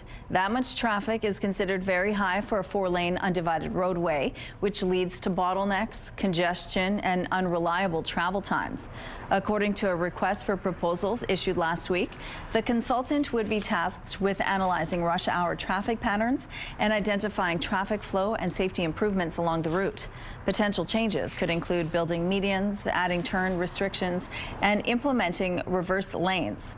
The city set aside $495,000 in its 2025 budget to fund the study. The RFP submission deadline is next Wednesday at noon. The U.S. is expected to announce a reduction of the number of troops it would provide to Europe during a major crisis. Part of keeping this alliance strong involves shifting responsibilities, moving away from unhealthy over-reliance on one ally to a fairer sharing of the responsibility for our collective security. NATO Secretary General Mark Rutte confirmed the news and said the reduction of U.S. troops in Europe will be gradual in a way that won't impact the alliance's defense plans. Fewer troops will allow Washington to shift its focus toward the Indo-Pacific region to counter rising threats there. The Trump administration has already decided to withdraw roughly 5,000 troops from Germany and delay a 4,000 troop deployment to Poland. Former Cuban President Raul Castro is expected to be indicted in the U.S. today, according to multiple reports south of the border. The charges are related to a deadly 1996 incident where Cuban jets shot down 2 planes operated by the Miami-based Cuban-American group Brothers to the Rescue. The group had flown planes over Havana multiple times before the incident, dropping anti-Cuban government messages. Cuba's government considers the group a paramilitary terrorist organization. Raul Castro was the head of Cuba's military at the time. Experts say the indictment of Castro is mostly symbolic. He's been out of office since 2018, but maintains great influence in the country. The White House has been trying to pressure Cuba's government to meet their demands with crushing economic sanctions and a fuel blockade. They've also threatened military action. An Israeli naval ship believed to be carrying Canadian activists from a Gaza-bound flotilla has now docked. The Israeli Navy intercepted numerous ships in international waters off Cyprus and diverted them to the port of Ashdod in southern Israel for processing and potential deportation. The global Samud flotilla says the vessels were carrying more than 500 activists, including 12 Canadians. The flotilla was bringing aid and was hoping to highlight the dire conditions in the territory. Activists claim Israeli soldiers fired rubber bullets and damaged boats during the interception. The flotilla group says most of the Canadian participants said they would stage a hunger strike if they were detained. If you love a lot of salt on or in your food, well, you're not alone. We have in this report, we show that less than 4 out of 10 Quebecers achieve the 5 servings per day of fruits and vegetables. A new study from Nutria Quebec shows 82% of Quebecers eat more than 2,300 milligrams of sodium per day. That's the maximum amount recommended by Health Canada. In the report, there are 3 foods most responsible for the high intake. They include sauces and condiments, bread, and cheese. According to the study, cheese is a common fixture of nearly every meal eaten in Quebec. The hope from this study is for researchers to help shape strategies that encourage healthier eating habits. We have some road closures to remind you about this morning. On Portage, the eastbound median and left turn lanes will be closed between Balmoral and Memorial Boulevard. The eastbound curb lane on Manitoba Avenue will be closed from Powers to Salter Street. And following the rush, the southbound middle lane on Balmoral Street will be closed between Sargent and Ellis Avenue. Here's a look now at your gas prices. In Winnipeg, the average is $1.77, 1.4 cents lower than yesterday. And the lowest price in the city is $1.60, found at 3 gas stations. All this info is on GasBuddy.com. The Price at the Pump is brought to you by the Kidney Foundation. Help by donating your card today. Here's a look outside. Right now we're sitting under beautiful sunny skies with temperatures sitting at 1 degree. We're going to take a break. We'll be right back after this.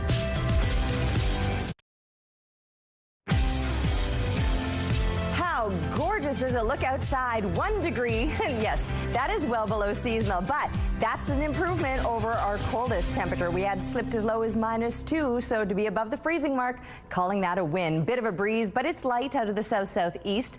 The pressure rising, the humidity sitting at 92%. That breeze might get a little bit stronger later on today, so for now, very light winds and plenty of sunshine too. You can see just how clear it is through the southeastern part of the province and where it was snowing yesterday, so big improvements through northwestern Ontario as well. Heavier clouds, though, they're starting to move in here in the southwest and through central Manitoba.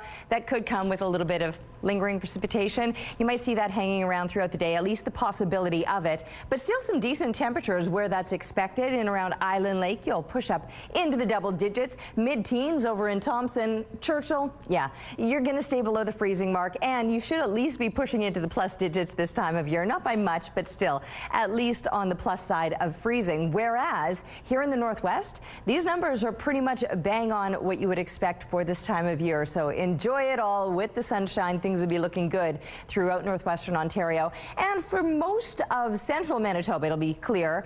Southern Manitoba, temperatures feeling not too bad. I mean, we're still shy of the seasonal 21 degrees, but unfortunately you won't be seeing as much sunshine as some heavier clouds will be moving in. And by evening time, a little bit of shower activity. Again, though, we will welcome the rain. It's been so dry.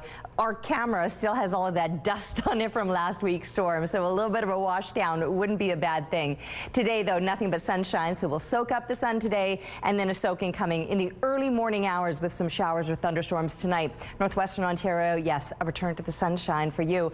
A return to seasonal temperatures for us after the morning rain. It'll clear out through the day. Temperatures on the rise, even more so throughout next week. Thank you, Terry. Let's go now to Ainsley, and we're talking about the CK5 ward at the Children's Hospital. It is getting a redo, a makeover. Good morning, Ainsley. Hi, good morning. Artists from all over the world have submitted to paint their masterpieces along the walls of the Children's Hospital. Stephen Wilson coordinated this whole thing. Good morning, Stephen. Tell us about just how much the call out was received. Well, good morning. Yeah, we were overwhelmed, shocked, inspired to get responses from artists from all around the world, from Europe, Asia, South America, Mexico. Just this idea of artists supporting a healing journey of children really went viral around the world. And when we're taking a look at some of the pieces, obviously stunning, but so many nods to Manitoba. Yeah, the focus was supposed to be Manitoba artists, but who knew that this call would go out so far. But yeah, the theme was Manitoba scenes, nature scenes, things that would make a kid from Manitoba more comfortable in their room. It's been said before, art is healing in more ways than one. First for the artist, but hopefully for the child who's taking a look at these images. Yeah, you know, there's been a lot of research about how art can help the healing process, and now we have an opportunity to combine artists, a willing artistic community, with the work done at Children's Hospital. And so artists are now having a real live opportunity to support a young person's healing journey and the work that those amazing people do at Children's Hospital. $2 million has been spent on this so far. It's going to hit $3 million. How does it feel to watch this come into fruition? It's exciting. You know, we've been working on this project for about 10 months now. Just, you know, putting the call to artists together and supporting the Hospital Foundation folks and the Children's Hospital and the HSC folks in the selection process. You can only imagine how difficult and complicated putting art up in a hospital setting, with all the requirements for the cleaning and protocols and just everything. Artists really had to do a lot of extra work. Thank you. Thank you so much. If you want to donate, this is where it goes. Thank you, Ainsley. An Ontario grandmother has learned the importance of passwords and parental controls the hard way. CTV's Pat Foran has the story. Roblox is the best game in the whole entire world. 8-year-old Dominic loves Roblox, an online platform where users play games, hang out with friends, and build their own virtual worlds. The game itself is free to play, but users can buy premium avatar items, tools, and clothing within the gaming universe. Dominic wanted to make purchases and used his grandmother's credit card. Like, how did I get access to her card? Went through her purse.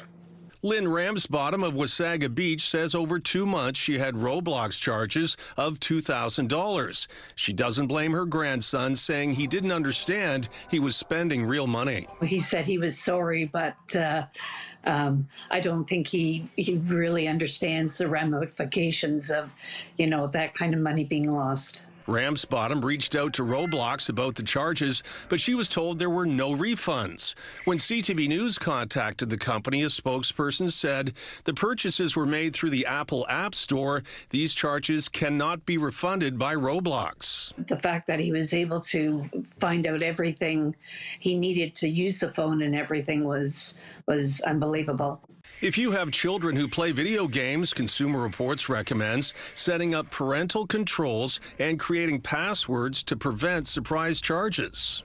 Anytime they go to make an in-app purchase, whether that's for Roblox or literally anything on the App Store, you as the parent would get a notification on your phone that says, hey, your child is trying to make a purchase, you know, accept or decline. Using gift cards for games instead of linking a credit card can also help prevent overspending. Once that gift card credit runs out, no more Roblox, no more whatever. Ramsbottom says she's used the situation to help teach Dominic about money. He says he's learned a valuable lesson. To not spend people's money and to be thankful for what I have. Pat Foran, CTV News.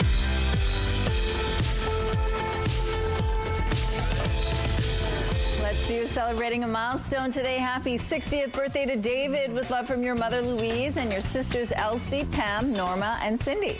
Happy 9th anniversary Andy and Bev, wishing many more years to come, with love from your family and children. Bonne fête and happy 10th birthday Geneviève, love your mom and papa.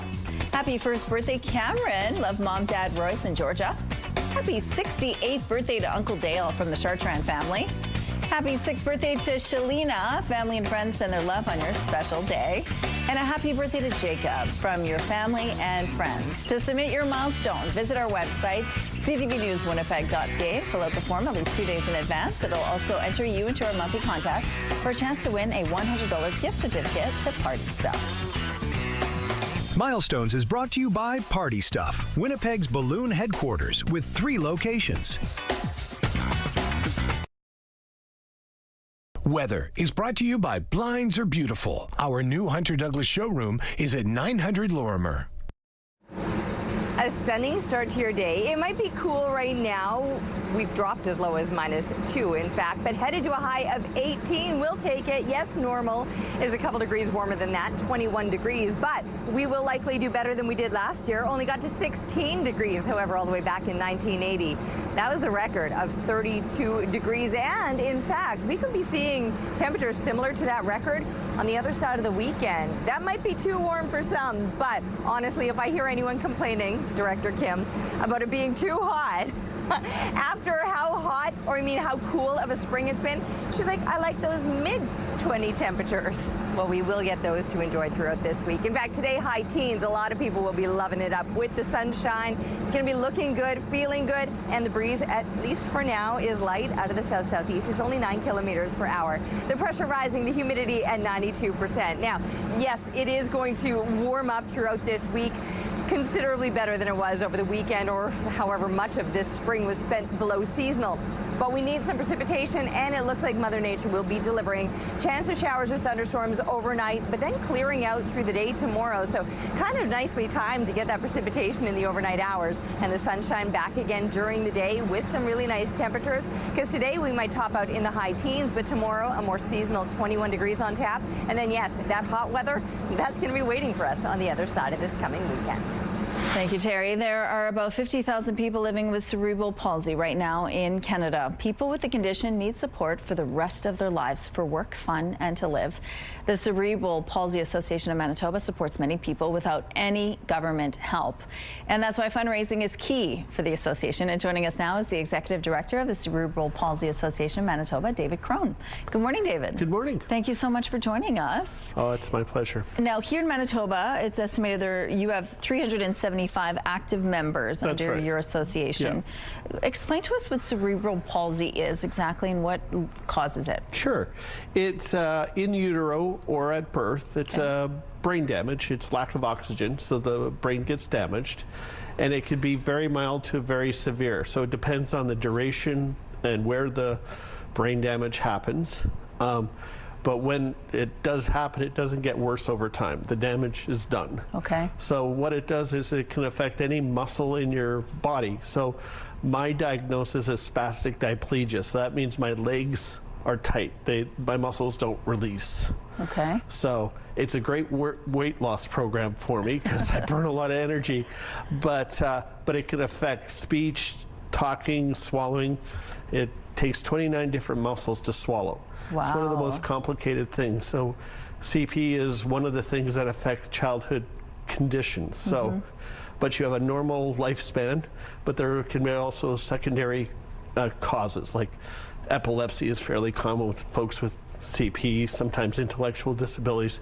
Again, it all depends on where the damage is and how severe it is. Okay, so that's why it's clear. We need to clarify it's not genetic and it's not something that you can't catch it. Okay. Yeah. So let's talk about how you support people. People need support in different ways, right? Sure. So because governments don't fill all the gaps that are needed, that's why the CP Association was founded 52 years ago to fill in those gaps. So it was started by parents that they wanted to advocate to get their kids into regular school. They wanted to advocate for their kids to get wheelchairs and communication devices and all those things. So that's why we raised the money for.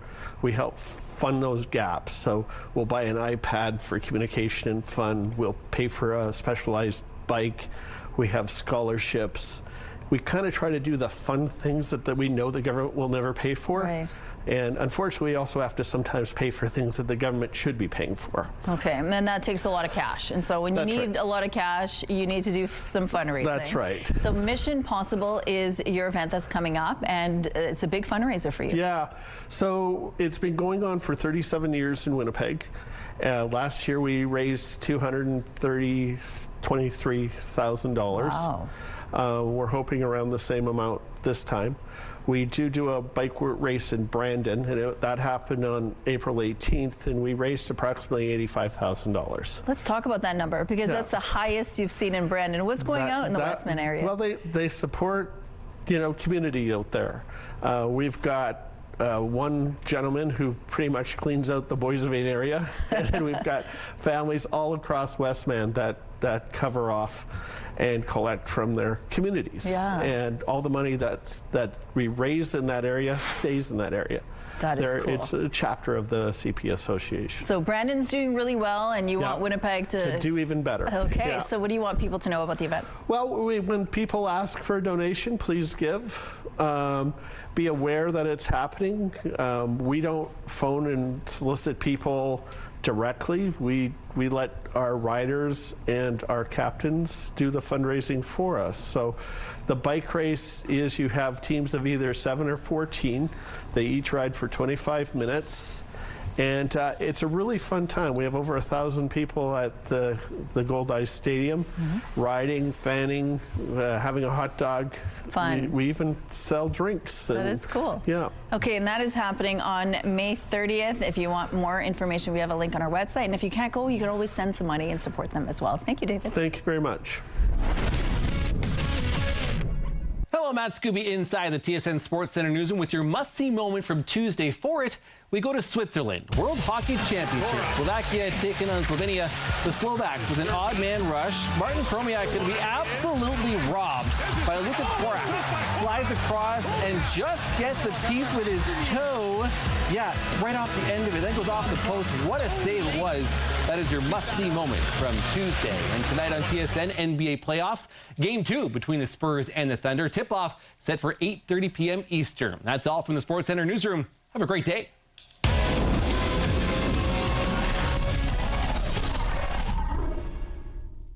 The TSN Must-See Moment is brought to you by Super Blinds and Draperies, featuring Hunter Douglas products. It's Wednesday, May 20th. Detention duration under Bill 48. The question of how long intoxicated persons may legally be held is headed to court, while the city of Winnipeg is seeking intervenor status in the case. Buying local. Fallout over a decision favoring a company based elsewhere has the city reviewing policy as it affects the contract bidding process. And the instrument may exist only in their imagination, but the style, technique, and passion are 100% real for these competitors, hoping for a star turn on the national stage. Your Morning Winnipeg starts right now.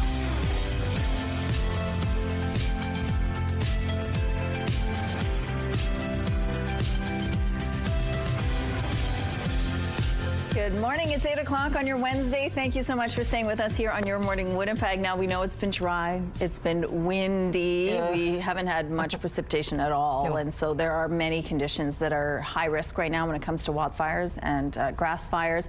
And the city has reminders and some warnings about what to not have in your backyard, what to do to protect your space from some of those potential grass fires or wildfires. And of course, what to do if you want to have a fire in your backyard and how to be safe about it. So we're going to have some reminders for you, so you'll want to stay tuned for that. That's at 8:15, but we are going to see some winds again today. We will, yeah. The breeze will be increasing, not as intense as it was last week, but it certainly will be picking up from our very light breeze this morning. Right now, it's almost non-existent. Perfect out there, if you ask me. 1 degree, I mean, I'm not saying perfect temperature, but as far as that breeze goes, it's only 9 kilometers per hour out of the south-southeast. The pressure rising, the humidity sitting at 92%, and that sky is next to perfect. Blue, beautiful, sunshine, no clouds. That's the case through northwestern Ontario as well. And what a beautiful change-up that is for you compared to yesterday when you were waking up to snow. Well, this morning, all of the activity is here in southwestern Manitoba. Heavier clouds, a little bit of precipitation, and a little bit more precipitation through this band of clouds that's arcing through much of central/northern Manitoba. With those clouds comes the possibility of some showers, or in the early morning hours, maybe freezing rain or some flurries. Here in the southwest, yes, especially into the afternoon, expect to see a little bit of precipitation developing, and then overnight, that's when things will get even more active. So there's a look. I stopped this at 2 a.m. Quite active in the southwest, just the clouds over the southeast, but it's only a couple more hours before we begin to hear that, perhaps. The possibility that Mother Nature could be sounding her own alarms in the early morning hours with those storms passing through, but they'll clear throughout the day, pushing up into central Manitoba with all of that precipitation that eventually starting to move into northern spaces. We've got it kind of perfectly timed out to just fall in the overnight hours, and then back to the sunshine and seasonal temperatures. 21 degrees is normal for this time of year, but we're going to see the mercury climbing even higher as we're looking ahead to the end of the weekend and into next week. A big thank you to 4-year-old Veronica. Such a colorful work of art that you're sharing with us today. Keep sending to us now through our website, ctvnewswinnipeg.ca, and when you do, you'll be entered to win a $100 gift card from Crockadoodle on Kenniston. The weather art of the day is brought to you by Crockadoodle. Spend quality time with loved ones and paint memories together. Winnipeg's mayor is standing behind the province's Protective Detention and Care of Intoxicated Persons Act, but is seeking further advice following a legal challenge. Mayor Scott Gillingham has spoken out previously in support of Bill 48, which would allow people on drugs like meth to be detained 72 hours, up from the previous 24. Those being detained will then be assessed by health officials to determine proper treatment. Manitoba's former chief psychiatrist, Dr. James Sims, is challenging the bill's constitutional validity, claiming the centers aren't mandated to have physicians, and without their assessment, people with a psychotic illness may be inadvertently detained. In light of that, Gillingham wants to know what options are available for the city to potentially join the legal case to support the law, including seeking intervener status. We as a city have interest in this challenge of Bill 48. There is an impact on our city staff. There's an impact on social order as well, and ultimately on the people struggling. Gillingham says he doesn't doubt Dr. Sims' motives, but he believes the bill is, quote, a reasonable response to the reality we face. The first court date for the case is set for June the 10th. The mayor wants to make sure local companies have a fair chance to bid on contracts. A motion at City Hall is directing staff to review existing tender processes and trade agreements to ensure Manitoba-based companies are given an equal and fair opportunity to bid on city contracts. The city faced public backlash last month over the food services contracts for 2 public golf courses. A U.S.-based company won the bid over locally owned Salisbury House, who had held the rights since 2009.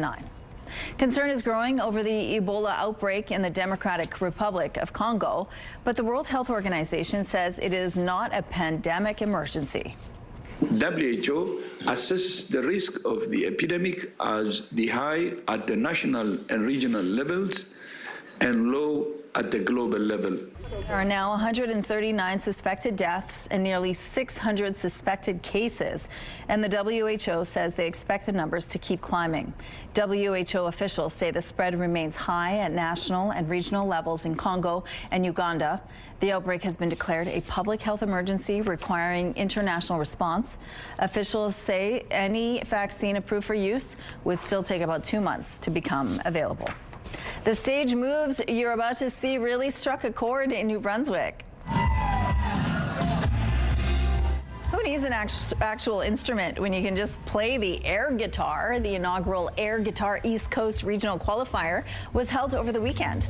The national contest has been happening since 2014, but this is the first time a regional qualifier has been held in the Maritimes. Air guitarists are judged on their originality, artistic impression, and accuracy. The national championship is happening this Saturday in Toronto. Whoever wins this weekend will be representing Canada at the Air Guitar World Championships in Finland at the end of August. Here's what's happening right now in Notre Dame. Barely anyone out here at this point. Things are moving quite well to start off the day. Just a cyclist and one lone truck. If you see any issues out there, please let us know. Traffic is brought to you by Curtis Carpets, Manitoba's flooring experts. Let's go back now to Ainsley McPhail. We're talking about CK5 at the Children's Hospital and how it's getting a real transformation, and it's all thanks to sponsors and to supporters as well. Hello, Ainsley.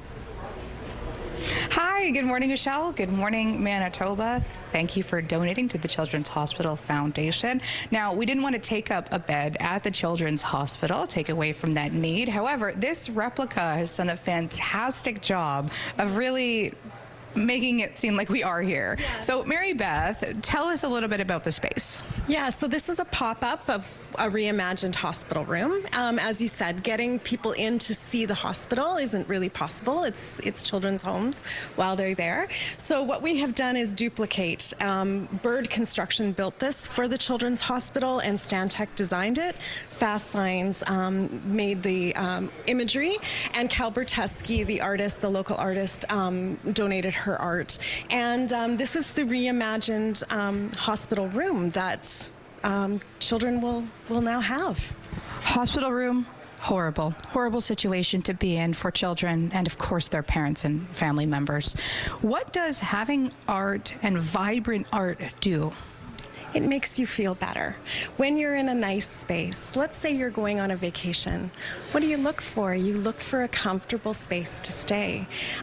Being in the hospital is not like being on a vacation. It is a tough time for kids, and when those kids walk through those doors, it is scary. It is scary for their families. It is scary for them, and the only thing they want are comforts, like a nice blanket, beautiful furniture that their parents can actually pull out and sleep on, and art and things that are distracting to what they're experiencing.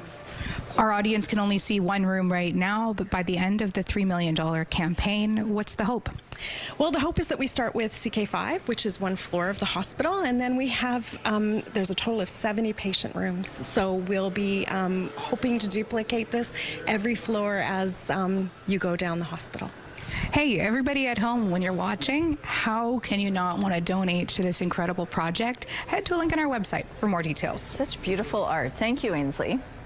Remember the watch brand Swatch? Well, it's still around and apparently more popular than ever. Fans swarmed stores around the world trying to snag a special collaboration pocket watch.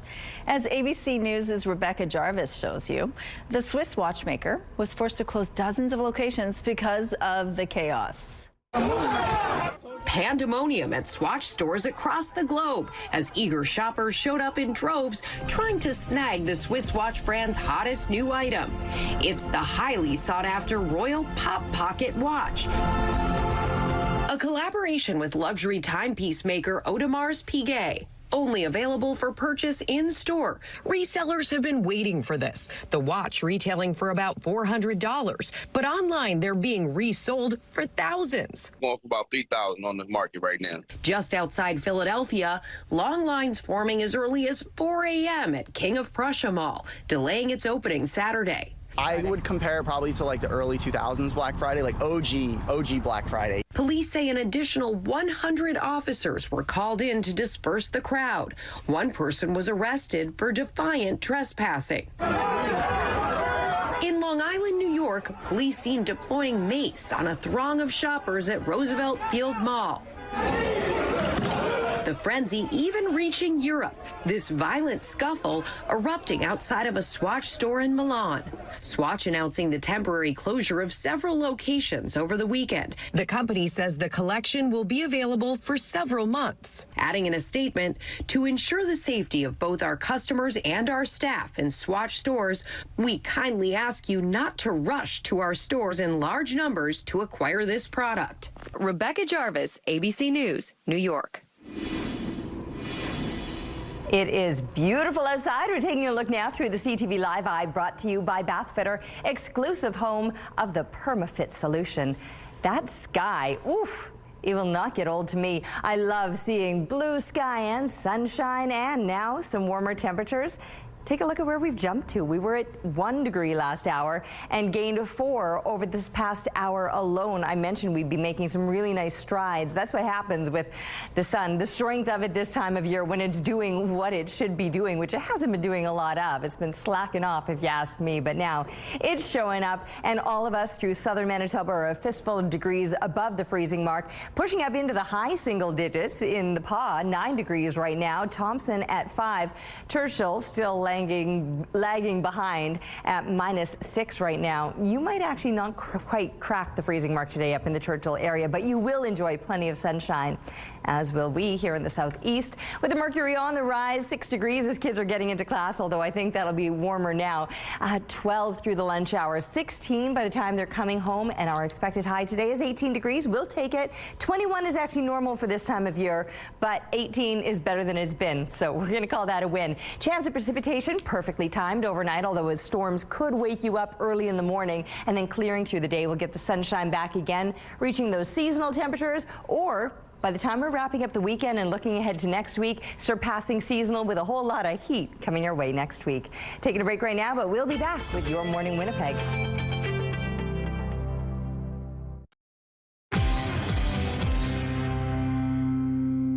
Good morning. The Pantages Theatre redevelopment project could benefit from a City of Winnipeg land swap. The Performing Arts Consortium of Winnipeg has a $62 million design plan for the theatre's redevelopment.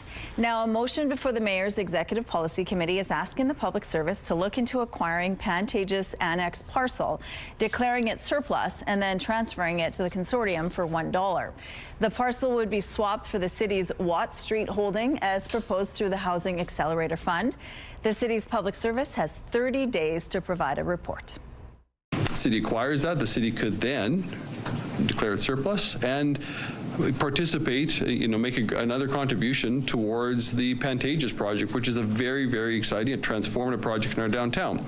The transfer would be in addition to the $750,000 the city committed through the Downtown Arts Capital Grant.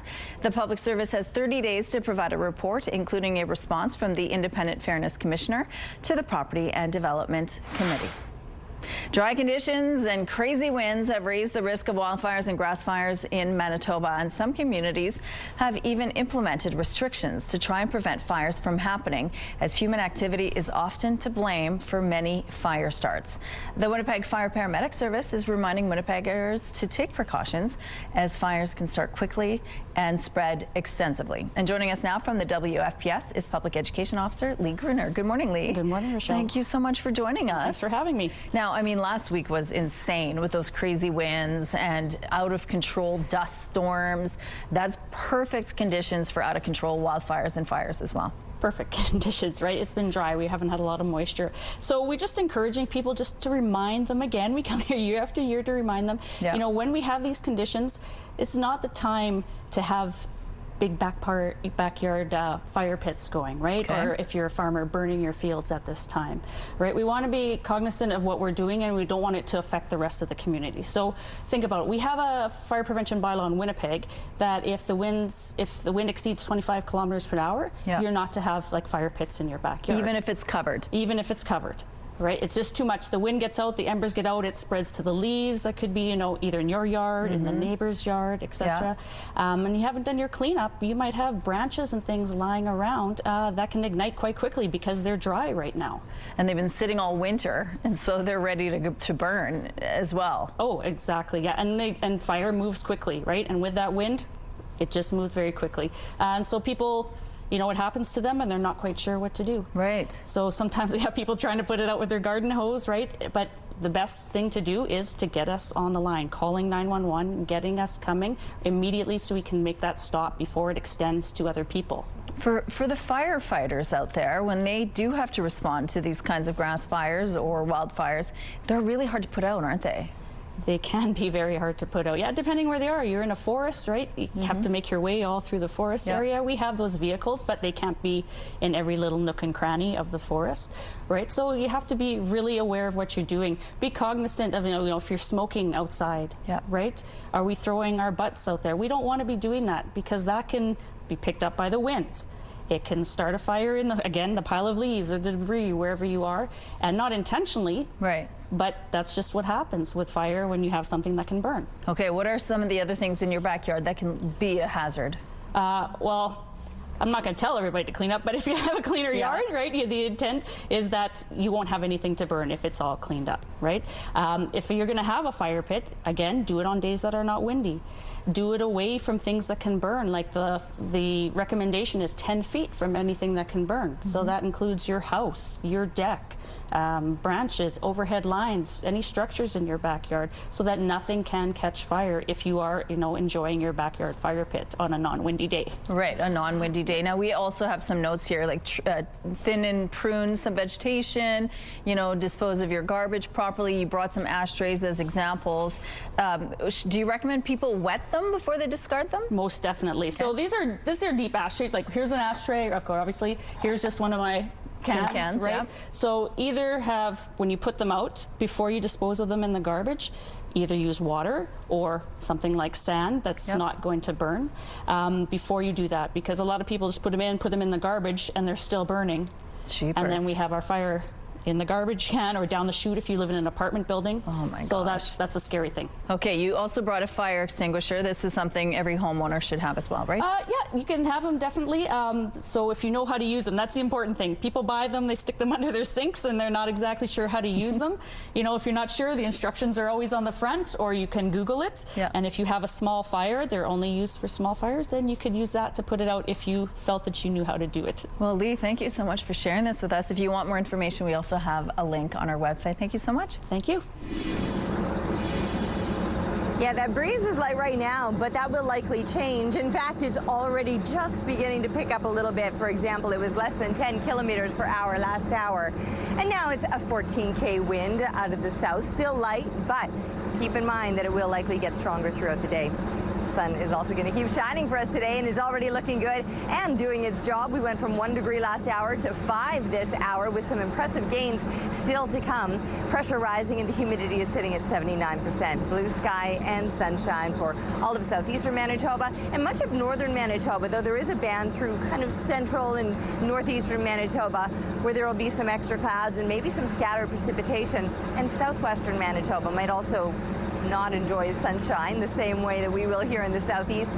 Southwestern Manitoba will deal with some heavier clouds and some showers likely moving in by evening time. We could see that in the overnight hours, showers, maybe even some thunderstorms. We will welcome that precipitation, though. It's been desperately dry, and how perfect to get it timed out in the overnight hours so that tomorrow it clears out and we're back to the sunshine again and back to some even warmer temperatures. Today will likely top out in the high teens. 18 degrees is where we're headed today, but 21 is normal, and we could hit that number tomorrow after some overnight rain or some thunderstorms passing through. Little crocuses out and being spotted in an Nopalming Provincial Park area. Thanks to Angela for sharing this photo with us. And keep the pictures coming, please, to Winnipeg Weather at ctv.ca.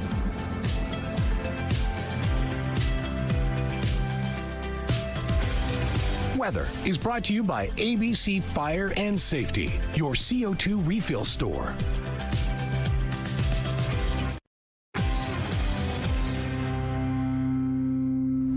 If you have plans to take an airplane soon, an exclusive CTV News W5 investigation we're about to show you could change the way you fly. It's a sinister scheme targeting Canadian passengers who are unwittingly helping traffickers move massive quantities of drugs through Canada's largest airport. W5's Avery Haynes has more on how it's happening and who's behind it. As luggage is loaded onto a long-haul flight bound for Auckland, New Zealand, Canada border agents raid the plane. And he's like, get your stuff, you're getting off the plane. Nicole and her family are marched off with a terrifying explanation. You're all being detained for transporting narcotics. W5 has obtained border agent notes that show her bags tested positive for suspected narcotics. And they brought out the bolt cutters and they cut the lock off and they opened up the bag. It was stuffed full of drugs. 20.52 kilos, more than 45 pounds of meth. The bag tag showed Nicole's name, but the luggage wasn't hers. Nicole was detained for 7 hours before the RCMP realized she was a victim of bag tag switching. I took a video of it. It takes like 5 seconds, so it could have been anywhere. Our exclusive data reveals a shocking surge in cases. At least 17 innocent passengers have been victims of bag tag switching in the last year. In all but one case, the switch happened at Pearson Airport, leaving passengers wrongly accused of smuggling drugs to countries around the world. The passengers were all eventually released, but this is just what's being caught. An untold number of Canadians may have flown without even knowing that their bag tags had been used to transport drugs. That bag is picked up by somebody on the other end, and these other people hopefully just pick up their bag and have no idea. They just assume that the tag's gone missing. Dieter Boheim is a retired police inspector who was also part of Toronto's Airport Intelligence Unit. I guarantee you the switching of the tag happens on a regular basis. Sometimes it gets detected, but a lot of times it just doesn't get noticed. Tag switching involves drugs leaving Canada, but Boheim says Pearson Airport is also a prime destination for organized crime groups who want to get drugs into Canada. So the airplane becomes your vessel to move cocaine. Charles is a ramp worker who's seen a lot during his 2 decades working at Pearson. Well, they're doing stuff that's illegal. They're, putting stuff on planes that shouldn't be on planes. They're bringing stuff off planes. We aren't identifying him to protect his job. I don't think many people work alone on any of these things. I think it's like a little bit of a group effort. In the last year, the RCMP has arrested 6 ramp and baggage workers in connection with tag switching at Pearson. No one has been arrested for putting Nicole's tag on a suitcase filled with meth. Now when she travels, she videos her bag at the airport and uses a tracker as proof the bag she arrives with is the one she checked. Avery Haynes, CTV News, Toronto. And win with CTV Your Morning and Manitoba Blue Cross. We could pay your bills with a massive $20,000. Imagine what you could do with an extra 20 grand. Today's code word is payday. Head to the contest page at ctvwinnipeg.ca or scan the QR code on your screen. Enter payday with your info for your chance to win the Your Morning $20,000 Pay Your Bills contest. Brought to you by Manitoba Blue Cross, your local trusted health benefits provider. Tune in tomorrow for another code word. Good luck.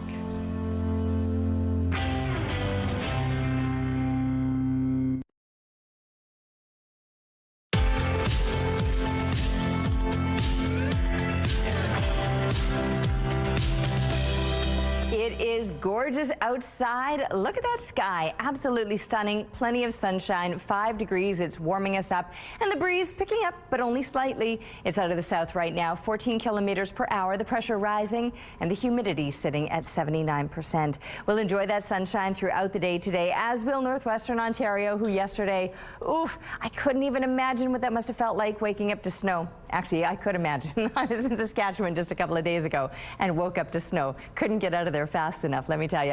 All right, here through the southwest, heavier clouds. You might see a little bit of precipitation, especially later on today, and a band of clouds through central and parts of the northeast that might also bring a little bit of precipitation.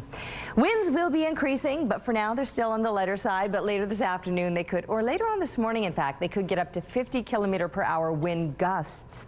18 degrees though, that is a nice warm up, and we'll do it with plenty of sun shining over us. Just a few clouds building up through the day, but overall quite pleasant. Overnight, staying mild, and in fact slightly above seasonal. 7 degrees and normal low. We're only going to drop to about 9, but there is the likelihood of some showers, maybe some thunderstorms passing through in the overnight hours. Listen, we need the rain. We will welcome it. Thunderstorms not ideal with the lightning strikes, but rain, yes please, and timed out just through those early morning hours so that throughout the day tomorrow the sky clears and we're back to the sunshine again and back to seasonal temperatures. I feel like it's been a while since I talked about that, but it'll only be a few more days before we're talking about above seasonal temperatures, because waiting for us this weekend, mid-20 temperatures and then some high 20s, even low 30s into the start of next week. A family separated by decades and a controversial government policy has been reunited. Was kind of shocking, but at the same time it was like, wow, I have a family out there. Melody Roberts shared lunch with her brother Joseph and her sister Donna Tuesday, a day after they all met for the first time since being separated by the 60s scoop. It's the first time she's been in Canada since she was adopted out to Oregon. It was her brother Joseph whose contact with the Hope Center ultimately led to the siblings finding their way back to each other. I had a family. I got papers from the adoption agency telling me I came from a family of 9, and I had no idea that they were out there. Melody and Joseph's sister Donna says she'd been looking for them for 40 years and added her name to the adoption registry in the hope of finding them. The siblings have spent their time since reuniting, getting to know each other, sharing information, and looking at pictures. Melody and her siblings also plan to speak over the phone with 2 other brothers. Someone in Manitoba is a whole lot richer now, and they may not even know it yet. The winning ticket for Saturday's Lotto 649 Gold Ball draw was purchased right here in Manitoba, and the jackpot is a whopping $46 million. According to Lotto Spot, the ticket was bought outside of Winnipeg. The winner or winners have 1 year to claim the prize, so check those tickets. The World Cup is now just 22 days away, and the huge event comes with a big price tag for fans. It's the most expensive World Cup for a long time, and yeah, fans are being priced out of being able to go to the game they love. The average ticket price for this year's tournament in some host cities, including Toronto, is sitting at well over $1,000. According to a new study, New York City has the highest ticket prices at around $1,700 a seat. Guadalajara is next at just over $1,500, followed by Dallas at $1,440 and Mexico City at $1,300. Toronto rounds out the top 5 with tickets averaging just under $1,300 a piece. Vancouver is more affordable when it comes to tickets, but the city tops the list when it comes to the most expensive accommodations. Tickets are still available in both Toronto and Vancouver, including for Canada's opening match on June the 12th. Higher gas prices as a result of the war in the Middle East has bumped up Canada's annual inflation rate to 2.8% last month, higher than in March. CTV's John Venevali-Rao reports. In Toronto, where gas prices are well over $1.90, many motorists we spoke with said they worry they'll go even higher. Absolutely ridiculous. I wish I had more to say, but it's just honestly, it's too much. It's crazy. In my own vehicle, I noticed that I don't drive as much. And the latest headline inflation number, driven largely by the soaring cost of energy. Last month up 19% compared to a year ago. Gasoline up 28% because of the closure of the Strait of Hormuz and the switch over to a more expensive summer blend of gas. The bottom line is, we've got oil prices that are nearly double where they were at the beginning of the year. Groceries were also more expensive, though food inflation, which was 4% in March, eased to 3.5% in April, with Statistics Canada noting the pace of price hikes eased for grocery items such as fresh vegetables, chicken, coffee, and tea. Still, many continue to struggle at the checkout counter. I'm always scouring like the discount apps or, the discount aisle kind of thing and, trying to save $1 where I can. Rents were also up, but at a slower pace, rising 3.6% year over year. And some items were on the decline, including travel tours. Experts think the higher fuel costs just haven't filtered into the price of many items. But some also believe higher energy costs may actually be pushing down prices elsewhere as consumers spend less. Because of those higher fuel costs, people have less money to spend on other things. So prices are easing in other areas. Meanwhile, economists say with inflation outside of gas and food prices relatively tame, it'll take pressure off of the Bank of Canada to raise interest rates. John Venevali-Rao, CTV News, Toronto. Here's a look at what's happening now. Traffic along the Norwood Bridge. It looks like things are moving well here. We have no issues to tell you about. Let's look now at your gas prices. In Winnipeg, the average is $1.77, 1.4 cents lower than it was yesterday. And the lowest price in the city is $1.60, found at 3 gas stations. All this info is on GasBuddy.com. The Price at the Pump is brought to you by the Kidney Foundation. Help by donating your card today. Time now for your answers to our question of the day. We wanted to know, do you have any favorite movie or TV quotes? For Menno, it's, think you used enough dynamite there, Butch, from Butch Cassidy and the Sundance Kid. Marlene likes the quote, anyone who ever gave you confidence, you owe them a lot, from Breakfast at Tiffany's. Alana shared, she likes the soup, from Ratatouille. Lori says, shut up, just shut up, from You Had Me at Hello. For Katrina, it's you're not Santa, you sit on a throne of lies, from Elf. Kathy likes the quote, all right, all right, all right, from Dazed and Confused. A viewer shared, I'll be back, from Terminator. I know I hacked that. For Lindsay, it's you either die a hero or live long enough to see yourself become the villain, from The Dark Knight. And Craig likes, you're gonna need a bigger boat, from Jaws. Thank you so much for your responses. Question of the day, brought to you by Provivo, Manitoba's #1 cool sculpting clinic. Science-backed body contouring. Let's go back now to Ainsley, who is live and telling us all about a new art exhibit or an art setup that will be at CK5 at the Children's Hospital. You're showing us kind of a pop-up of that art. Good morning. Hi, good morning. Yeah, we're in the Skywalk right now, and it truly does look like one of the rooms tailored to what the hospital will look like. Tell us a little bit about the project. Stefano is joining us once again. Well, our exciting day. We're launching the winning artists whose art will adorn 15 rooms in CK5, which is one of our campaigns that we launched over a year ago at our gala.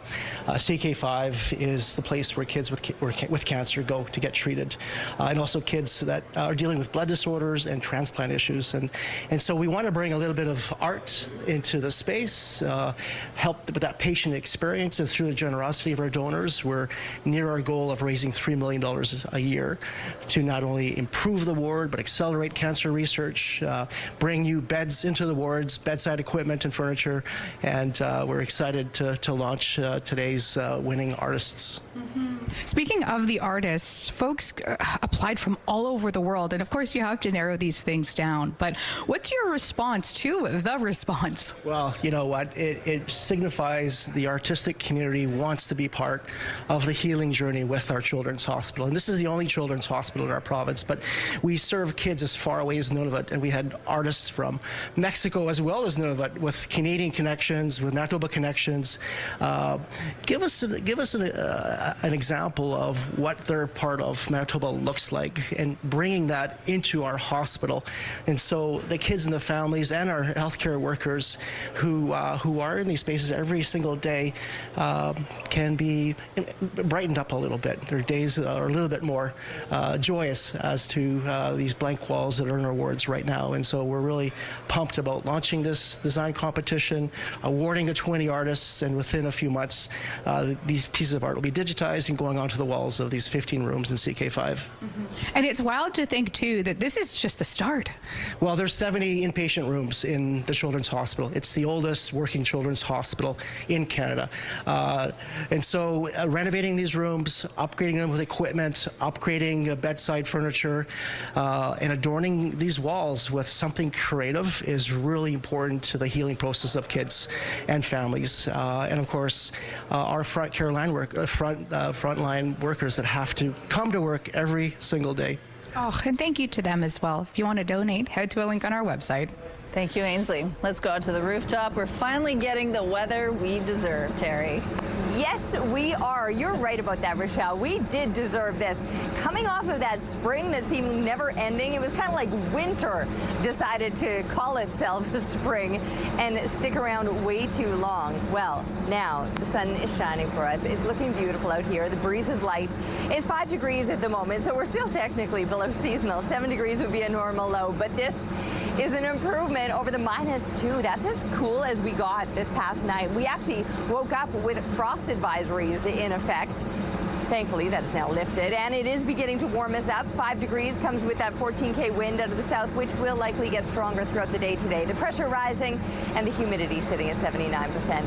But it looks gorgeous out here. Grab those sunglasses. I've already ditched the extra layer. I actually had 2 extra layers that I thought I was going to need today, but I didn't want to wear just a big coat that you would put on at -2 typically, knowing that we were going to see that sunshine and it was going to be warming up, and sure enough, Mother Nature coming through for us today. Now, southwestern Manitoba will deal with some heavier clouds, maybe some precipitation moving through later this afternoon, and the same to happen through parts of central Manitoba or northeastern Manitoba with the possible showers or precipitation today. We could see that overnight, showers, maybe some thunderstorms, but likely timed in the overnight hours or early tomorrow morning. Some storms could wake you up, but then clearing throughout the day, and tomorrow, seasonal temperatures on tap. We're taking a break right now. We'll be back with Your Morning Winnipeg. Weather is brought to you by Canadian Footwear, helping you find the perfect fit.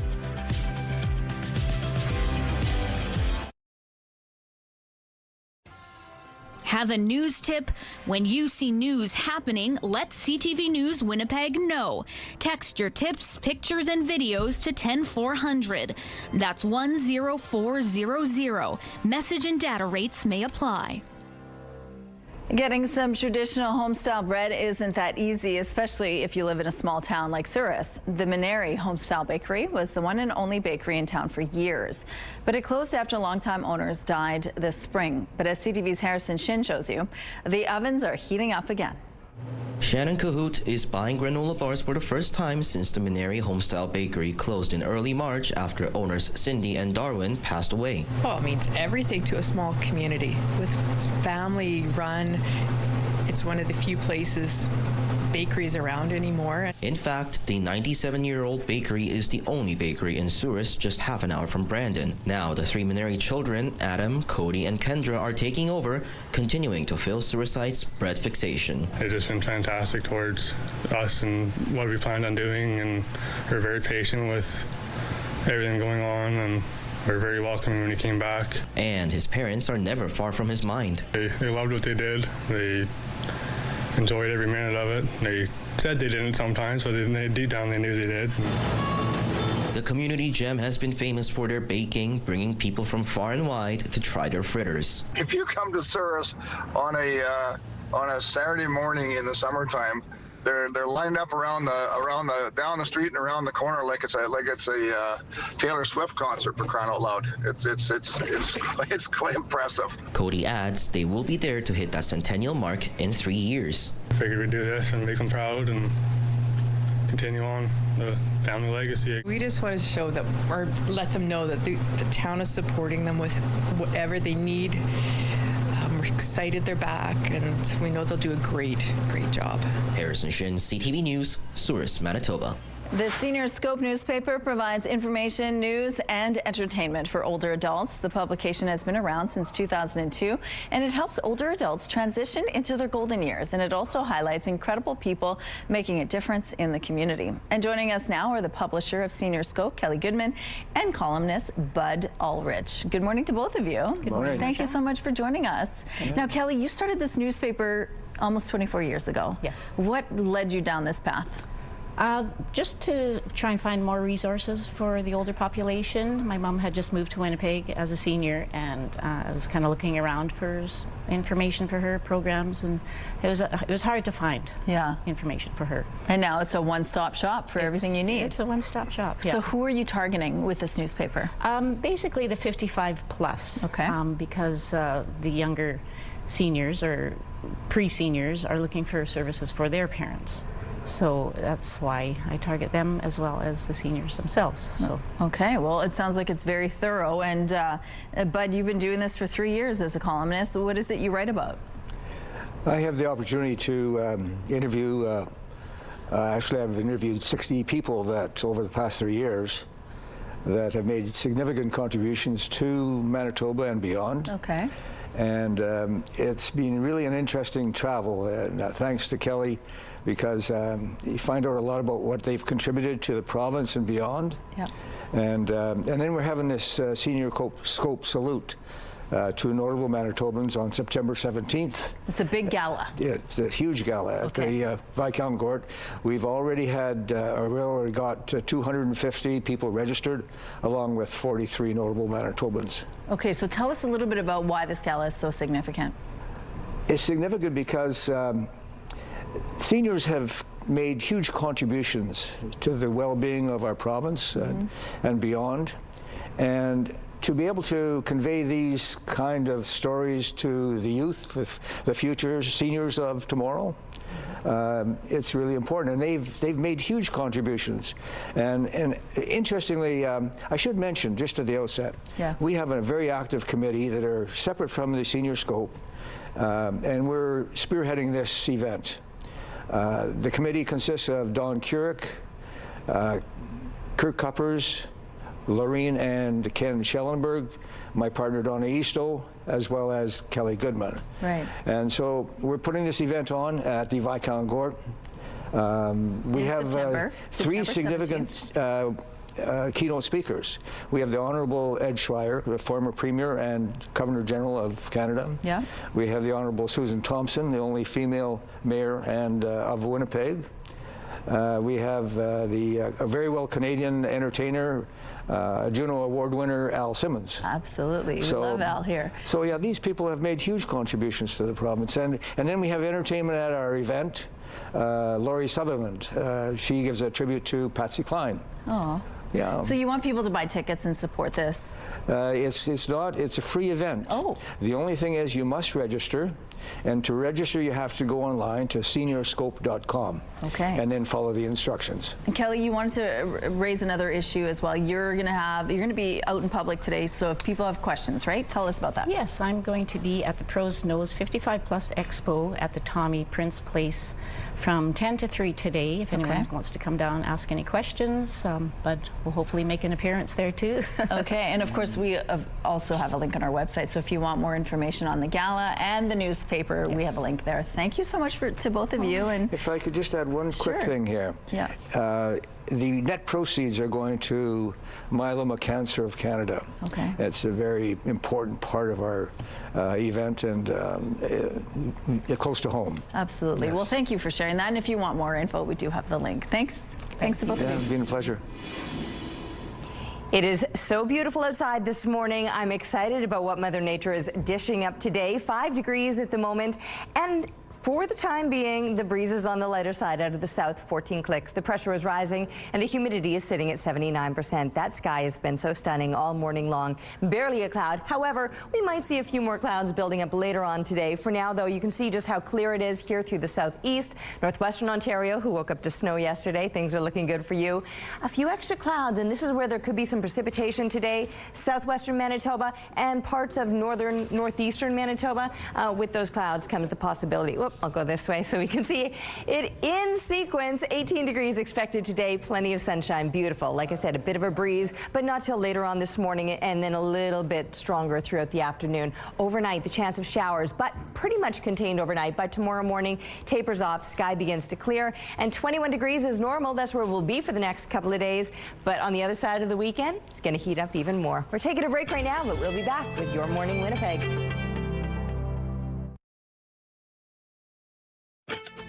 Rooftop arrangements provided by Lacoste Garden Center. Salon services provided by Essentique Spa Salon. Well, before we say goodbye, we're going to show you some fun video. Of course, it's the season for sandals and open-toed shoes, almost. Here's a hack if you don't have time to treat yourself to a pedicure. Forget waiting for the polish on your toes to dry. Now you can slip on stockings that give you an instant faux pedi. These hilarious tights are like toe socks, but in pantyhose form. They come with different colors and designs for each toe. I don't hate this. I don't know how I feel Except about that they're this. completely ridiculous. Hopefully you get them lined up right. Now this next little guy, this next little guy tried to channel his inner animal. Go, go, go, run, run, run.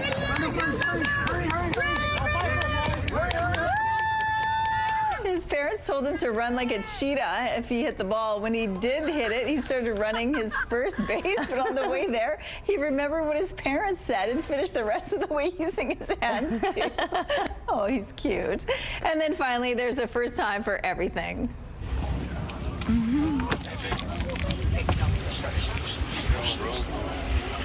Now it really depends if they want to go. She wanted to go fast. Lucky onlookers got to witness this 3-year-old rescue turtle's first time going in the ocean, and she didn't waste any time. She just went for it. Absolutely. Have a great day. We'll see you tomorrow.